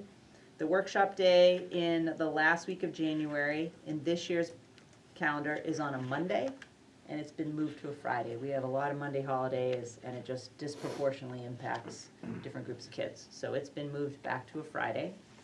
So we have 7 workshop days, and that was something we added when we renegotiated the teacher contract 2 years ago. So we started the year with 4 workshop days, and then have one in October, January, and then again in March. Let's see, we have 2 half days that are comp days for teachers doing extra hours for all the conferences. So those comp days are in the same place they are this year, the Friday before Christmas, that long Christmas break, and the Friday before April break. Then you will see the major change is the Wednesday 1 hour early release. And so that's how sort of we looked at a lot of different calendars that have this and sort of tried to figure out how they best denote that. So those are 1 hour only. There are 2 places where those will become like a full half day, and that is for student-led conferences. So right now, we do those student-led conferences half day. Tomorrow is a half day for that. I didn't get a ton of feedback on this proposal, but the feedback I did get was like, as long as it's always on the same day of the week, and you're not like randomly picking a Thursday or a Tuesday or a Wednesday, that would be best for families, daycares, all that stuff. So we will do conferences on a Wednesday. It just won't be a 1 hour early release, it will be a half day. And so that is November 19th and March 18th. So we have 5 snow days in there, but still with the remote option, so we can make use of that and not have an excessive number of snow days. Yeah, I just want to say one thing first. I don't think we've had it yet, but I think we're going to get a lot of community discussion and blowback about the half day, about the early releases on 1 hour Wednesdays. early release. I think we will, but I understand why we're doing it, and I think it is fundamental to our strategic plan. It's something we've been talking about for a while. It's something that gives teachers more time to prepare. We've got a lot of curriculum moves we're making. It's all about improving student performance and test scores, and I think ultimately it's best for our students. I do think, though, we're going to get pushback from families in the community, and I probably even from my own wife on this one. I'll say that, but I think it's going to be a good move, and ultimately. So, go ahead. What kind of, have we let the parents know that it's happening? So it's been in my monthly newsletter a couple times, and the one before this one, I recorded it. I think more people actually might have listened to it than read it. So I did a survey. We contacted every daycare in the district and sent them a letter notifying them that this was a change we were considering. I encouraged them to reach out. I did hear from one daycare provider who was like, as long as it's just always the same day of the week, that's what's best for families. That was the feedback I got. So yeah, I mean, all those ways. But I don't disagree with you. I think people would be like, wait, what? Yeah. They won't Are you saying know. they don't always pay attention? Yeah. Unfortunately, sometimes it has to happen. Yeah.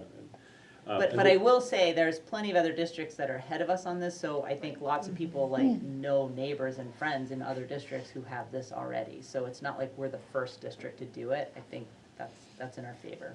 I'm not sure who's first, but Jamie, I noticed your hand first, but I'm not sure if you actually were ahead of. I think it matters. Okay, go ahead then. So for context, can you just explain, because I remember when we first discussed this, you said it doesn't necessarily take away academic time. I think I was expecting to see a decrease in teacher workshop days because we were having the 1 hour. Teacher workshop days are contractual, and we added them so that there was more time, and in particular before school started. So when I added up all the hours that are used in all the half-days we do, and then all these early release, because the half-days go away, with the exception of the 2 for conferences. Gotcha. And the 2, so Okay. it is more time, but it's really only like, I think it was like 12 hours more time. Okay.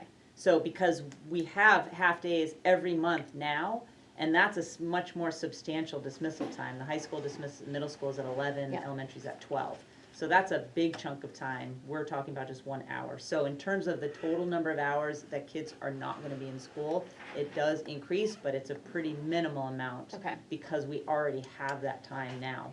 Now I remember, instead of, I mixed up the half days with teacher workshop days, so Yeah. this eliminates all of Eliminates- those monthly half days that we Absolutely. currently Those have. are all gone, with the exception of the 2 we use for conferences.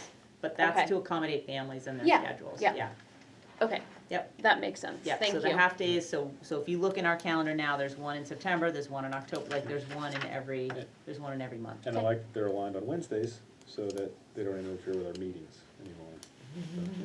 We'll go at Crystal That and is Ashley. Well, I don't like the March half day because I'm just kidding. Well, I mean, I'm not, but I'm assuming that it was chosen for the conferences on that day because it's a Wednesday, which makes it But it's not next to the workshop day. correct. Yeah, no. Did any staff give you? any So, sort and of I blowback on that? I met with, the association around it, and they pointed that out.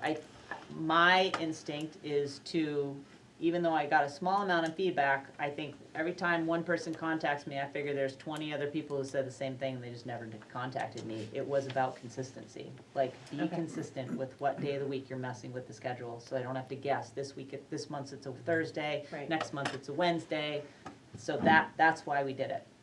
So you were upset about the teacher conference? Well, it's a half a day, and then we have to go to school for a whole day, And and then then it's they a have workshop a day. workshop Yep. day, so it's just kind of. Yep. But the other option would be early release, half a day off of, well, students would be gone, but Right. teachers are here. Right. Oh, I get it now. See, Yeah. But like tomorrow, so tomorrow's a half day for everybody, and then on Friday, the Right. students are all off. So yeah, coming it's- back to school for a full day after being up late Wednesday for the conference, it's not great. No. So it really was about consistency for families. Okay. That'll be fine for the kids. Ashley? That'll be fine. Yeah, one of my questions was kind of answered why, I wasn't here, part of the board when this was originally being discussed, why there's more teacher workshop days and less student academic time. This week. I So don't we think- haven't reduced the number of days of school for students, because that's required by law, we have to have 175. But in the last teacher contract, we increased the number of days that they're working Right. as workshop time. And that was part of the deal we made around salaries and all that, like, okay, we need more time, so you're gonna increase the number of days you're working, and that's part of that increase in the salary. But overall, the students are still getting 12 hours less of academic time. Yes, with this change, it is 12 hours, yeah. And my other concern was I was vacationing last week and a weekend before with a couple families from Turner, and their kids go to the primary, the elementary, and the middle school. And I asked, what are your thoughts on the early release? And neither one of them knew about it. So that's my other concern, and they're pretty involved. One of the moms volunteers at the school. And they were asked, well, of course I couldn't answer the question because I don't know, but one mom said, heard they have this app that their teacher's always messaging them on. She's like, why, there's such a better way to get some of these bigger things out to them that they would directly see, because it's on their phone, it's in an app, and it's directed to them, that they were surprised that they had no idea. And they don't know why, they don't know anything about it, so I wonder how many other parents don't know. I would say it's probably what Joe said, I think there's, yeah. I think it's pretty prevalent that a lot of people aren't necessarily aware of this. Yeah. Do we still do robocalls?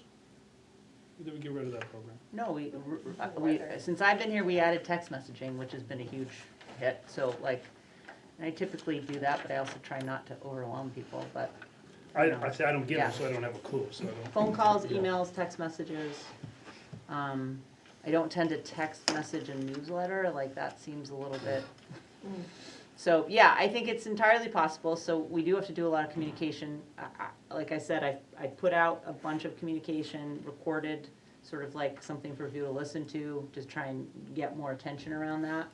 Yeah, cause, I mean, one of them, their kids don't go to daycare, so that's the feedback was, well, how am I gonna get an hour out of my work now? One day a week to pick my kids up at school. So, I guess not being part of it the first time it was discussed, but I'm not comfortable voting on it, knowing that not knowing how many parents don't know about it. And not having. Well, I mean, certainly if we adopt the calendar, then the messaging to make sure people are aware, I mean, people will know before the school year starts, and certainly by the end of the school year to make sure that they can make their plans. I mean, that would be a piece of what we need to do, so. Do we have a time frame on when this has to be in by? I think you were hoping for it tonight. Well, I know she was, but I just. Yeah, I mean, we have submitted, I mean, it's been done in the regional calendar's been created, so. Well, what I'm thinking is if there's a concern that maybe the parents out there need some sort of more forceful messaging to say this is happening, and then postpone this vote till, I'm sorry, but the next meeting or whatever it is, and give them that opportunity. Just make a point, we send out a more forceful, whether it be the text or whether it be a robocall or whatever we feel is necessary. Because it is a fairly dramatic change to everybody's school year. Yeah, I think given the timing, like, there's a lot of messaging around the budget, like, I just don't know if people tend to pay attention to the thing that's gonna, like, actually matter right now. I just worry that there's gonna be a lot of messaging going on. I feel that's our job as a school board. Our, command right now is that we have to approve or not approve this calendar. And once you can say, okay, it's school board official because they voted it in, and that's the messaging you send out, that's what's going to make people start to really act a little more. I think that the communication was put out there, here's a possibility of what we're discussing, and that was said multiple times, and checking emails, checking the website, that sort of thing, to be able to see your newsletter if they are involved, that's how they're gonna be able to see it. But I think that is our role as the school board, is to be able to say, this is what's going forward, and that's when people do start to make move and say, okay, I knew in March that the school calendar for next year is changing, so it gives them plenty of time to be able to work with daycares or their jobs or family members, neighbors, whatever it may need to be to adjust for this. But that is what we've been elected to do, is to approve policies and approve things like the school calendars and put it out there and say, this is what it's going to be. So I think we need to move forward and make that decision tonight. I don't think it would be profitable for us to continue to extend this. We need to be able to get that message out to the community members, to the parents, that this is what is going to be. I had a question. I know a lot of the work that's done with the curriculum requires teachers to be brought out of their classroom and the sub brought in. Does this allow for less of that? Or would this not necessarily affect that work? I'm not sure it would affect that, because it's 1 hour, and typically that curriculum work, you need So 3, is it 4, several 5 hours? hours, Yeah. Okay. of really. I think one of the things, if I Go speak, ahead. sorry.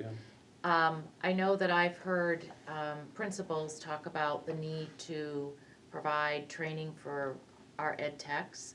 And I think, and Carrie met with all the school leadership teams, but I've been talking with the instructional coaches about how they could have that time, because ed techs will be there for that training and for any work. And with the new programs being implemented, I think that is critical time that could be used. It would be more school-based time, but I think schools talk to you Ed techs about- are not at any staff meetings because that's additional time. So they're not participating in anything that's outside of the school day. So this would be time within the school day that they would be able to participate in all of that without incurring more costs. And they do play a really critical role in the education of our students, and I think that has been a struggle, like, we have them 2 days before school starts, and then 1 day in October usually that they work. They're not working Friday, so all, like, we've got 2 trainers coming in, and they won't be part of that. Before we go to you, Peter, I mean, I'm heard this discussion a few different times in a few different ways. I'm definitely convinced it's the best thing for teachers and learning outcomes. But I think it comes at that inconvenience to families on Wednesdays, right? And I think that, I don't know, I think we're making the right decision by having that early release, but I agree, I really don't think it's fully sunk in the community that we're doing that, and I do expect the blowback. Yeah. I think that I picture my role a little bit different. I represent the community. I'm not here to tell the community stuff. Yeah. They're supposed to give me guidance, and I run with it. So I would much rather hear from them before I make the decision than after, and try to explain to them why they're wrong and why the decision is gonna be good for them. I agree, I think this is probably the best way to go. But I think a way to truly not help our budget vote is to tee off a bunch of people for another reason. So I have some concern that if there is a significant portion that are unaware of this, then maybe it would behoove us to give them the opportunity to know that it's coming. I think you're right, they have plenty of time to make arrangements, but there's some of them who might not care about the time, they just don't feel whether they feel there's 2 less days of schooling, which I don't think is gonna, I think in the overall is gonna be better for the education, but they might feel that those 2 less days shouldn't be, they should have the right to. So if there is that concern, then I think maybe we should postpone it, and I'm not sure if I'm comfortable voting for it right now. Yeah, I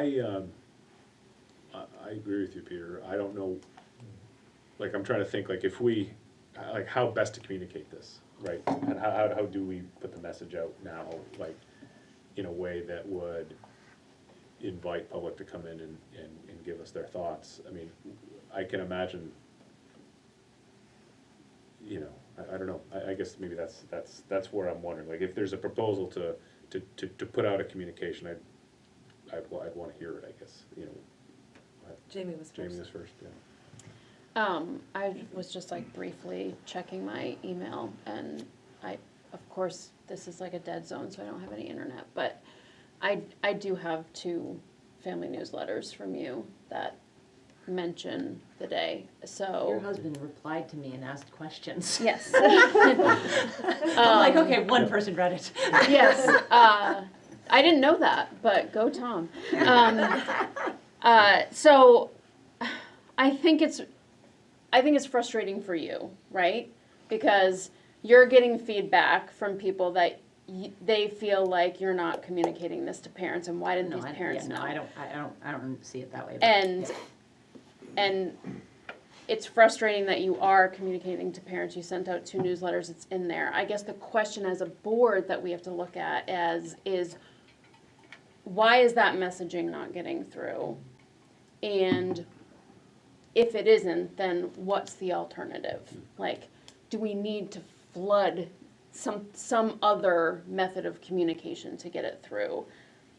Because it is frustrating if you've mentioned it several months in a row in a newsletter and gotten not that much feedback, and then we bring it to the board and we're like, well, but nobody knows about it. So to make that more efficient, so that we don't have to keep on doing that, what's the best way to communicate to parents? We need to figure that out, and I don't know what it is, but. I think it's the same frustrations that you all express around the budget, right? Like, right. I mean, it's no different than communicating around all of these issues, right. And then, all of a sudden, it's like at the last minute, do people get upset, or it's a problem around all of that. Right. So. And then my other question real quick was just, could you give us at some point, not now, but like a rundown of what that day is gonna look like? Where is that hour coming from? What are we cutting out for that Wednesday hour? And you don't have to do it now, eventually. How does the schedule shift? So, yes, I asked that question of leadership teams, I don't have it right in front of me. Okay, that's fine. So I am concerned that we take like a statement of a couple of people might not know about these early release days and say, that's the majority of our 3 towns don't know. I think for every 3 people that Ashley talks to, there's another 3 people who do know, or maybe even double that, 6 people who do know. We don't really know. We sit here tonight and we don't really know because we haven't actually gotten feedback or polled or really know, right? So for the 3 friends that Ashley say they don't know, I have 3 friends who say they do know, right? So like, we could sit here splitting hairs about it, honestly. We need to be able to then begin to move forward, because I feel like we've done our due diligence with getting the information put forward. And yes, we are voted in by people, we serve them, but at the same time, we have to begin to make decisions and move forward, just like we will eventually have to make decisions with the budget and move forward, whether we hear from every single constituent or not. It's just a calendar. I'm just gonna say one last thing on it. I'm actually, the more we've talked about it, I am probably gonna vote against it just basically for 2 reasons. One, I'm not 100% sure that it has been, to answer Jamie's, my opinion on Jamie's point is sometimes the comment when it's in a page-long document gets lost compared to the question is, we can't do it all the time, like Carrie says. We can't send out boom, boom, but every now and then we get a side if something's big enough to warrant its own specific text message going out or robo or whatever it is, saying, this is a major change in the school calendar that's never been seen before. It's coming up, if you have questions, blah, blah, blah, or something like that. The other part that just came, which I was just a smidgen concerned about, is that, to answer the question you asked, I'm questioning a little bit, okay, we're looking at taking these 2 days out of the school year for the students, which if 12 hours ballpark it. But we're not sure how that's looking at this point, yet we're voting on it. Well, we know what the teacher, we know plans that people will use the time for. But The how is that question was affecting the student? schedule. But how is that affecting the students? Yeah. You know, so and I am kind of curious, you know, what classes are being taken away? Is all the classes being shortened by 10 minutes? So part of me questions, maybe I shouldn't vote on something if I'm not really sure how it's affecting the student body and if our population is not that familiar with it. So let me make this is my observation. I've been talking to you guys about this all year long, but until it was like in front of everybody, now it's like, okay, we got a bunch of questions, so, which is good, like I'm not criticizing it, but I think that's probably very similar to what it's like, I've been talking to families about it, and now it's like actually here, so now people be like, wait, what were you talking about? So, I think they're all great questions, and I'm happy to work on it. Go ahead, Ashley. You said there was a survey. Did a lot of families participate in it? I did a survey, I reached out to daycares, I didn't do a Oh. family survey. I will say I'm working on a survey right now at TPS, if you have a friend at TPS and they've not, I'm looking for feedback on the teacher principal search. I had 13 responses, sending it out twice. So like, I can send out a survey, but I can guarantee you no one will do it. They don't do the climate survey, like principals beat people to take that climate survey. Yeah, I mean, I agree to an extent, we can't hold people's hand on everything if we put the message out there. I Yeah. do think there are some bigger things that, it's good to cover ourselves a little Yeah, bit. no, yep. If we're gonna, the way I look at this, if we're gonna vote this down tonight or pause it for some reason, I'd wanna take some sort of action between now and the next meeting that would make us feel comfortable, you know, and so what do we think that would be? Would it be just attempting another survey or pushing, I mean, I feel like the text messaging system is really for emergency type things, like the bus routes, no Right. school or school. I I mean, agree. that's what you're using it for, not necessarily something The only thing like I this. used a text message for that was the alternate economic form. I put the link in there, I said, So- do this form, right? But You, that's you've like, changed then over the years. what's that? Pre-you, it was a lot different. Okay. We used to get lots of odd stuff. Yeah. So, I can do one more communication between now and the 27th. I cannot tell you that I can do like more than that between now and the 27th. Like, there's a lot going on, so. And families and staff need to know the calendar, so there is a very short window, but I absolutely can do an additional communication and can get these answers. Is that gonna matter? Like, and say additional, like maybe another email? Email, I do a recorded presentation, sometimes people will watch it, like I. Do a little yeah. sit down with somebody? A in robocall chair? for this, like, Yeah. No. I will hesitate to do a robocall on a calendar vote, like, Yeah. the robocall is for, there's no school, there's no water. Right. Like, that, I would be uncomfortable doing a robocall for that.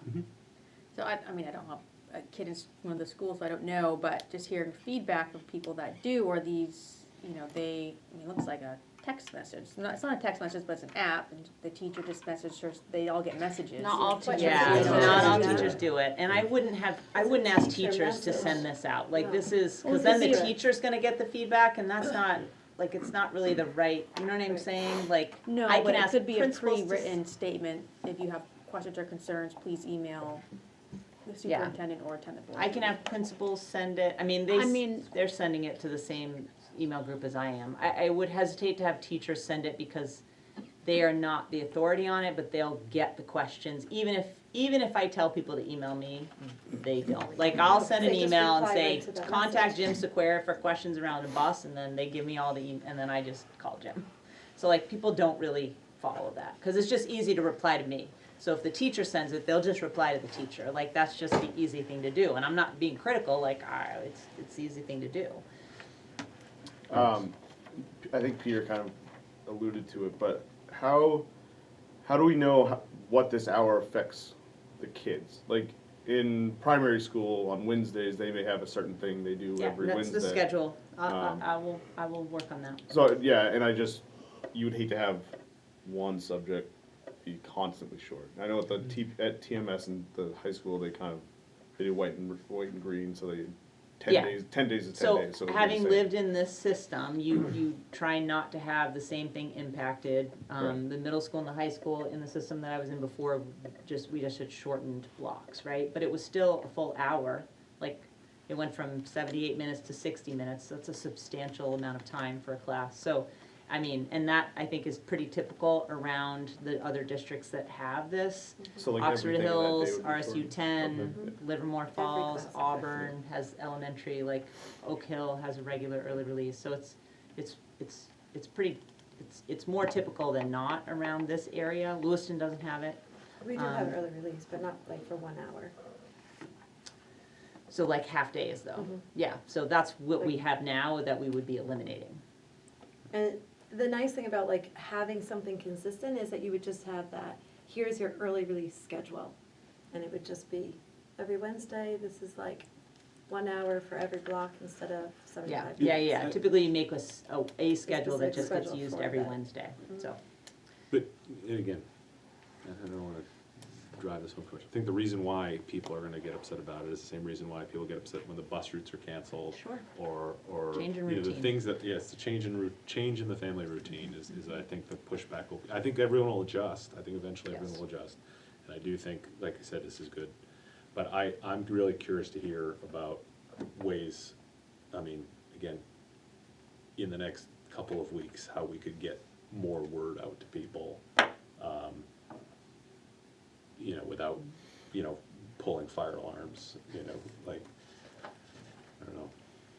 Because I don't know, yeah. What about the MSAD52 Facebook page? I post every time I do a newsletter and a recording, I email it and I put it on the So a Facebook page. specific statement, PSA to this, not a newsletter? Yeah, no, I can do a specific thing just to this, yep. So it doesn't get lost in that. Yep. So, Although the ones that I sent, there was like the first thing, like I spent time, but yes, Is- do a separate thing, yep. do people feel like that would be enough between now and the next meeting? Facebook page post? No. No, it would have to be an email and Facebook page, like, Oh, okay. yeah. Email yeah. and Facebook Because page. typically if the newsletter gets put on the Facebook page as well. No, So I would email something out, like a recording of a presentation, something, Yeah. and I would post it on the Facebook page. okay. Clarifying though, like what specifically are we putting, like, again, just we are planning to do this. This is the and we're making a proposed vote. calendar, Yeah. show it to people. And if you have concerns, to email you. I don't think that we're gonna get much more, like, It might, but it's, response. But at least we did our due diligence. we'll do, right. We've done our right. due diligence, right. I just don't understand why we're still dragging our feet with this. I think I can do one more recorded presentation, probably wouldn't write it, although some people like to read, so but I can do one more that gets emailed out and posted on the Facebook page. Right, so the And Well- I will get what schedules could look like. I have what teachers plan to do at that time through leadership teams. I met with each school's leadership team, so we have a clear idea what they're gonna do at that time, so I will get all of that. yes, Anthony. Can I move to Postpone. postpone I was this just to gonna the ask if next anyone was gonna regular do that. meeting, Yep. please? Yep. Second? Okay, so this motion to propose has been seconded by Peter. Discussion on the motion to propose. Anyone have any more thoughts around that specifically before we vote on the motion to postpone? Okay, all those in favor of the motion to postpone? All those opposed? Motion carries. Okay, that brings us to, well, let's see how close we get to 10 o'clock. 9:48. We got Okay. 12 minutes. So, I assume we should just vote now to extend ourselves beyond 10 o'clock? Let's do it. Okay. Move to extend past 10, if that's what you want to do. Yes, yep, second. All those in favor? Jamie, were you the second? Yep. Yep. All those, and is there anyone opposed? I'm abstaining, Abstaining? I'm done. Okay. I'm so tired. My So, brain is just- item 11.2 is, what was formerly 9.7 on the consent agenda, which is consideration and approval of finance committee recommendation to follow legal counsel to cover the tax liability of the social security expenses already paid on behalf of the identified affected employees this fiscal year for a total additional cost to the district of $3,771. Is there a motion for that? So Anthony? moved. Seconded by Alex. Discussion. Peter, would you like to start? Yeah, the reason I brought this out is because this kind of goes towards my minor issue of if it's a significant issue, I don't know, it should just be part of the consent agenda, especially give opportunity. This particular issue is not something we are, it's a legal fiasco, but I don't know how. Fiasco It strong. it is a it was a fiasco. It was an inherited fiasco. Yep. I'm not Yep. blaming anybody. But, and if I'm not mistaken, this is still part of that whole idea, I'm looking towards Gabby for confirmation, that we voted to do, this is above and beyond their salary. We voted at one point, and there was a lot of discussion at that point whether we should do it or not. Yeah. And because this is above and beyond their salary, this is just something we're giving them that they should have paid, but we screwed up, so we're taking care of it, Mhm. instead of saying it. So I just wanted to make sure that everybody had the opportunity to have the discussion, especially there was only two of us at the subcommittee, and to at least understand that this is an additional cost that we're going above and beyond a normal issue. Sure. Anyone else wanna weigh in on this? Okay, seeing none. All those in favor? It's unanimous. All right, that brings us to item 11.3, which is what was formerly 9.1 on the consent agenda, which is the review and adoption of superintendent recommendation of job descriptions, secondary school principal. Is there a motion for that? Anthony, is there a second? Alex, discussion. Anthony, you want to start? Sure. So, essential functions, number 5. Words have meanings. Least means minimum. If you were to drive over a bridge and you encounter, there's a sign and it says this bridge will hold 10,000 to 20,000 pounds, and you think, oh great, I've got a 12,000 pound truck, I'm great. And you go over and the bridge breaks and you seek legal recourse because the bridge broke, didn't hold your truck, seems to me you'd have pretty good grounds for a complaint. And because you say, look, it says it'll hold 10, at least 10 to 20,000 pounds. And they say, well, it did hold 10,000 pounds, but it didn't hold 20. So I'm gonna rest my case right there, and say I make a motion to amend this to strike 20 and just leave it at 10. There's a second for that? Trying to get my head around it. Oh, this is all about lifting, right? Yes, Yes. and I don't think this is language you created, correct? So, I mean, so, Oh, here it is. Okay, sorry. all right, any further discussion? What needs a second first? Well, No, it's a yeah. second. Okay. Your Motion to amend. Right, but it didn't get a second, so we're still in discussion on the original motion. Well, what? I'm not sure that So- Peter had enough time to consider it. Okay, so we had a motion on the floor to, we pulled it from the consent agenda. Moved, seconded, discussion, you made an amendment. Yep. Okay, there was no second to it, so we're still in discussion of the primary amendment. The primary motion, I should say. So, is there any further discussion around the job description? I'm fine with it. I've dealt with this my whole life. Okay. All those in favor? All those opposed? Motion carries. You get, then, everyone on that. Okay. Alex, did you vote? Yeah. Yes. Okay, thank Yeah. you. All right, so now we're moving on to item 11.4, which was formerly item number 9.3.1 of the consent agenda, which is the second reading and acceptance of revised policy IJOC school volunteers. Is there a motion for that? Anthony, is there a second? Jamie, discussion. You want to start, Anthony? Sure. So,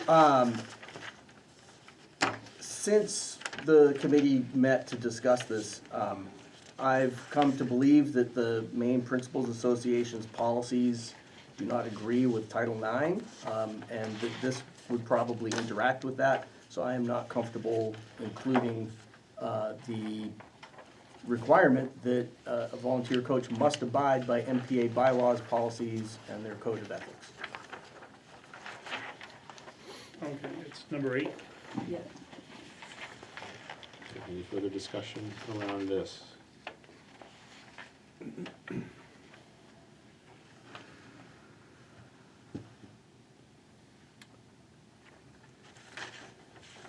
Anyone want to weigh in? We can always come back to it after the law case is settled, can't we? Certainly, yeah. Said I don't wanna. So, Okay. Well, seeing no further discussion, all those in favor? Well, I'm Oh, Of wait. the original. So this was, the motion on the floor is a second reading and Yep. adoption of this policy. I see. It Okay. was pulled from the consent Yep. agenda. The reason why Anthony wanted to pull it was because he took objection to that statement. Did he move There to, was no motion I'm to waiting change for other people anything. to weigh in. he made a motion to remove that section, but nobody seconded him at this point. No. No, no, he didn't- he no, didn't- no, Oh, no, he didn't? no, Oh, my no, no. apologies. He was just, My he was just apologies, highlighting sorry. that There's no he motion. wanted to pull it to discuss that one particular point. And so if anyone wants to discuss this further, feel free. Yeah. yeah, I mean, I guess I'll say, I don't disagree with Anthony. I think that we have another policy, the pregnant students policy, that we've essentially tabled indefinitely because it deals directly with Title IX. Title IX's federal, MPA is state, there's ambiguity at both, I think. So I think it would be appropriate to pause on this. I don't see any real issue to do that. Well, I don't think we could pause it well, without, we'd have to have something. Well, I mean, I could move, I don't know what we did with the pregnant student. That's an optional one. This, I think, is optional. Well, I think some of the biggest concerns people have with Maine Principal Association right now is the statements that were made that were conflicting with the president's directive on Title IX. And largely what they were saying was that they were gonna follow the Maine Human Rights Act. Mhm. Okay. I think that when all the dust settles on all of this, I don't think that conflict is gonna continue to exist. And I imagine this is all gonna straighten itself out once that gets settled. And so I don't know if, there's anything, again, on this one that we really need to do. I think like Peter said, we can approve this now, and if there's something we need to address later on, we can certainly revisit it. But I would hate to not have a school volunteer policy because of this statement about the MPA in section 8. There are, I mean, I understand the objection to this one particular piece, but there are a lot of requirements that we expect our coaches and volunteers to follow the MPA that are in the best interest of students around concussions and all, expected behavior, those kinds of things. Like, we need to hold people accountable, and we need to make sure they're clear on what their responsibilities are when they're working with our students. But if we don't, we can't have volunteers, just not following the rules that are there's so many things that the MPA really requires us to do. This one issue is controversial, but it is just one issue with all the other things that they need to be able to do. So it would be concerning to me that we would have volunteer coaches without this policy. Jamie? I actually think that I think that statement is actually perfect, because it doesn't actually say what the policies, bylaws, or code of ethics are for the MPA. It just says that our coach has read them and has acknowledged them. So whatever plays out, and then the MPA has to change those, if they are instructed to change them, then this would still cover us either way. So I actually think that, however it plays out, this policy would still be solid and protect the district and make sure that our volunteers are complying with those bylaws when they or if they do change. Did I see other hands up? Okay. All right, I'm gonna go, before we move to a vote again, I'm just gonna do another last call on discussion. Again, this is a motion for second reading and approval of the school volunteers policy, IJOC. All those in favor?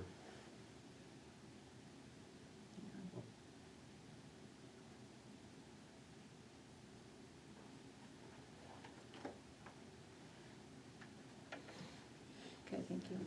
Opposed?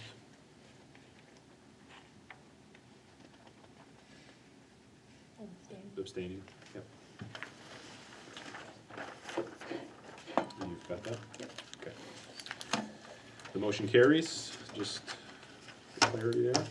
So that moves us to the last item on our agenda tonight, which was item 11.5, which was us pulling item 9.4, which is our former policy, which was consideration and approval of policy committee recommendation deletion of revised policy GDA, MSAD52 volunteer coaches. Would anyone like to make that motion? I do. Bree, second. Peter? Again, discussion around this. Again, Jamie, we pulled this because we did not want to not have a volunteer policy, but essentially IJOC replaces this, so. Yes, now it would just be redundant.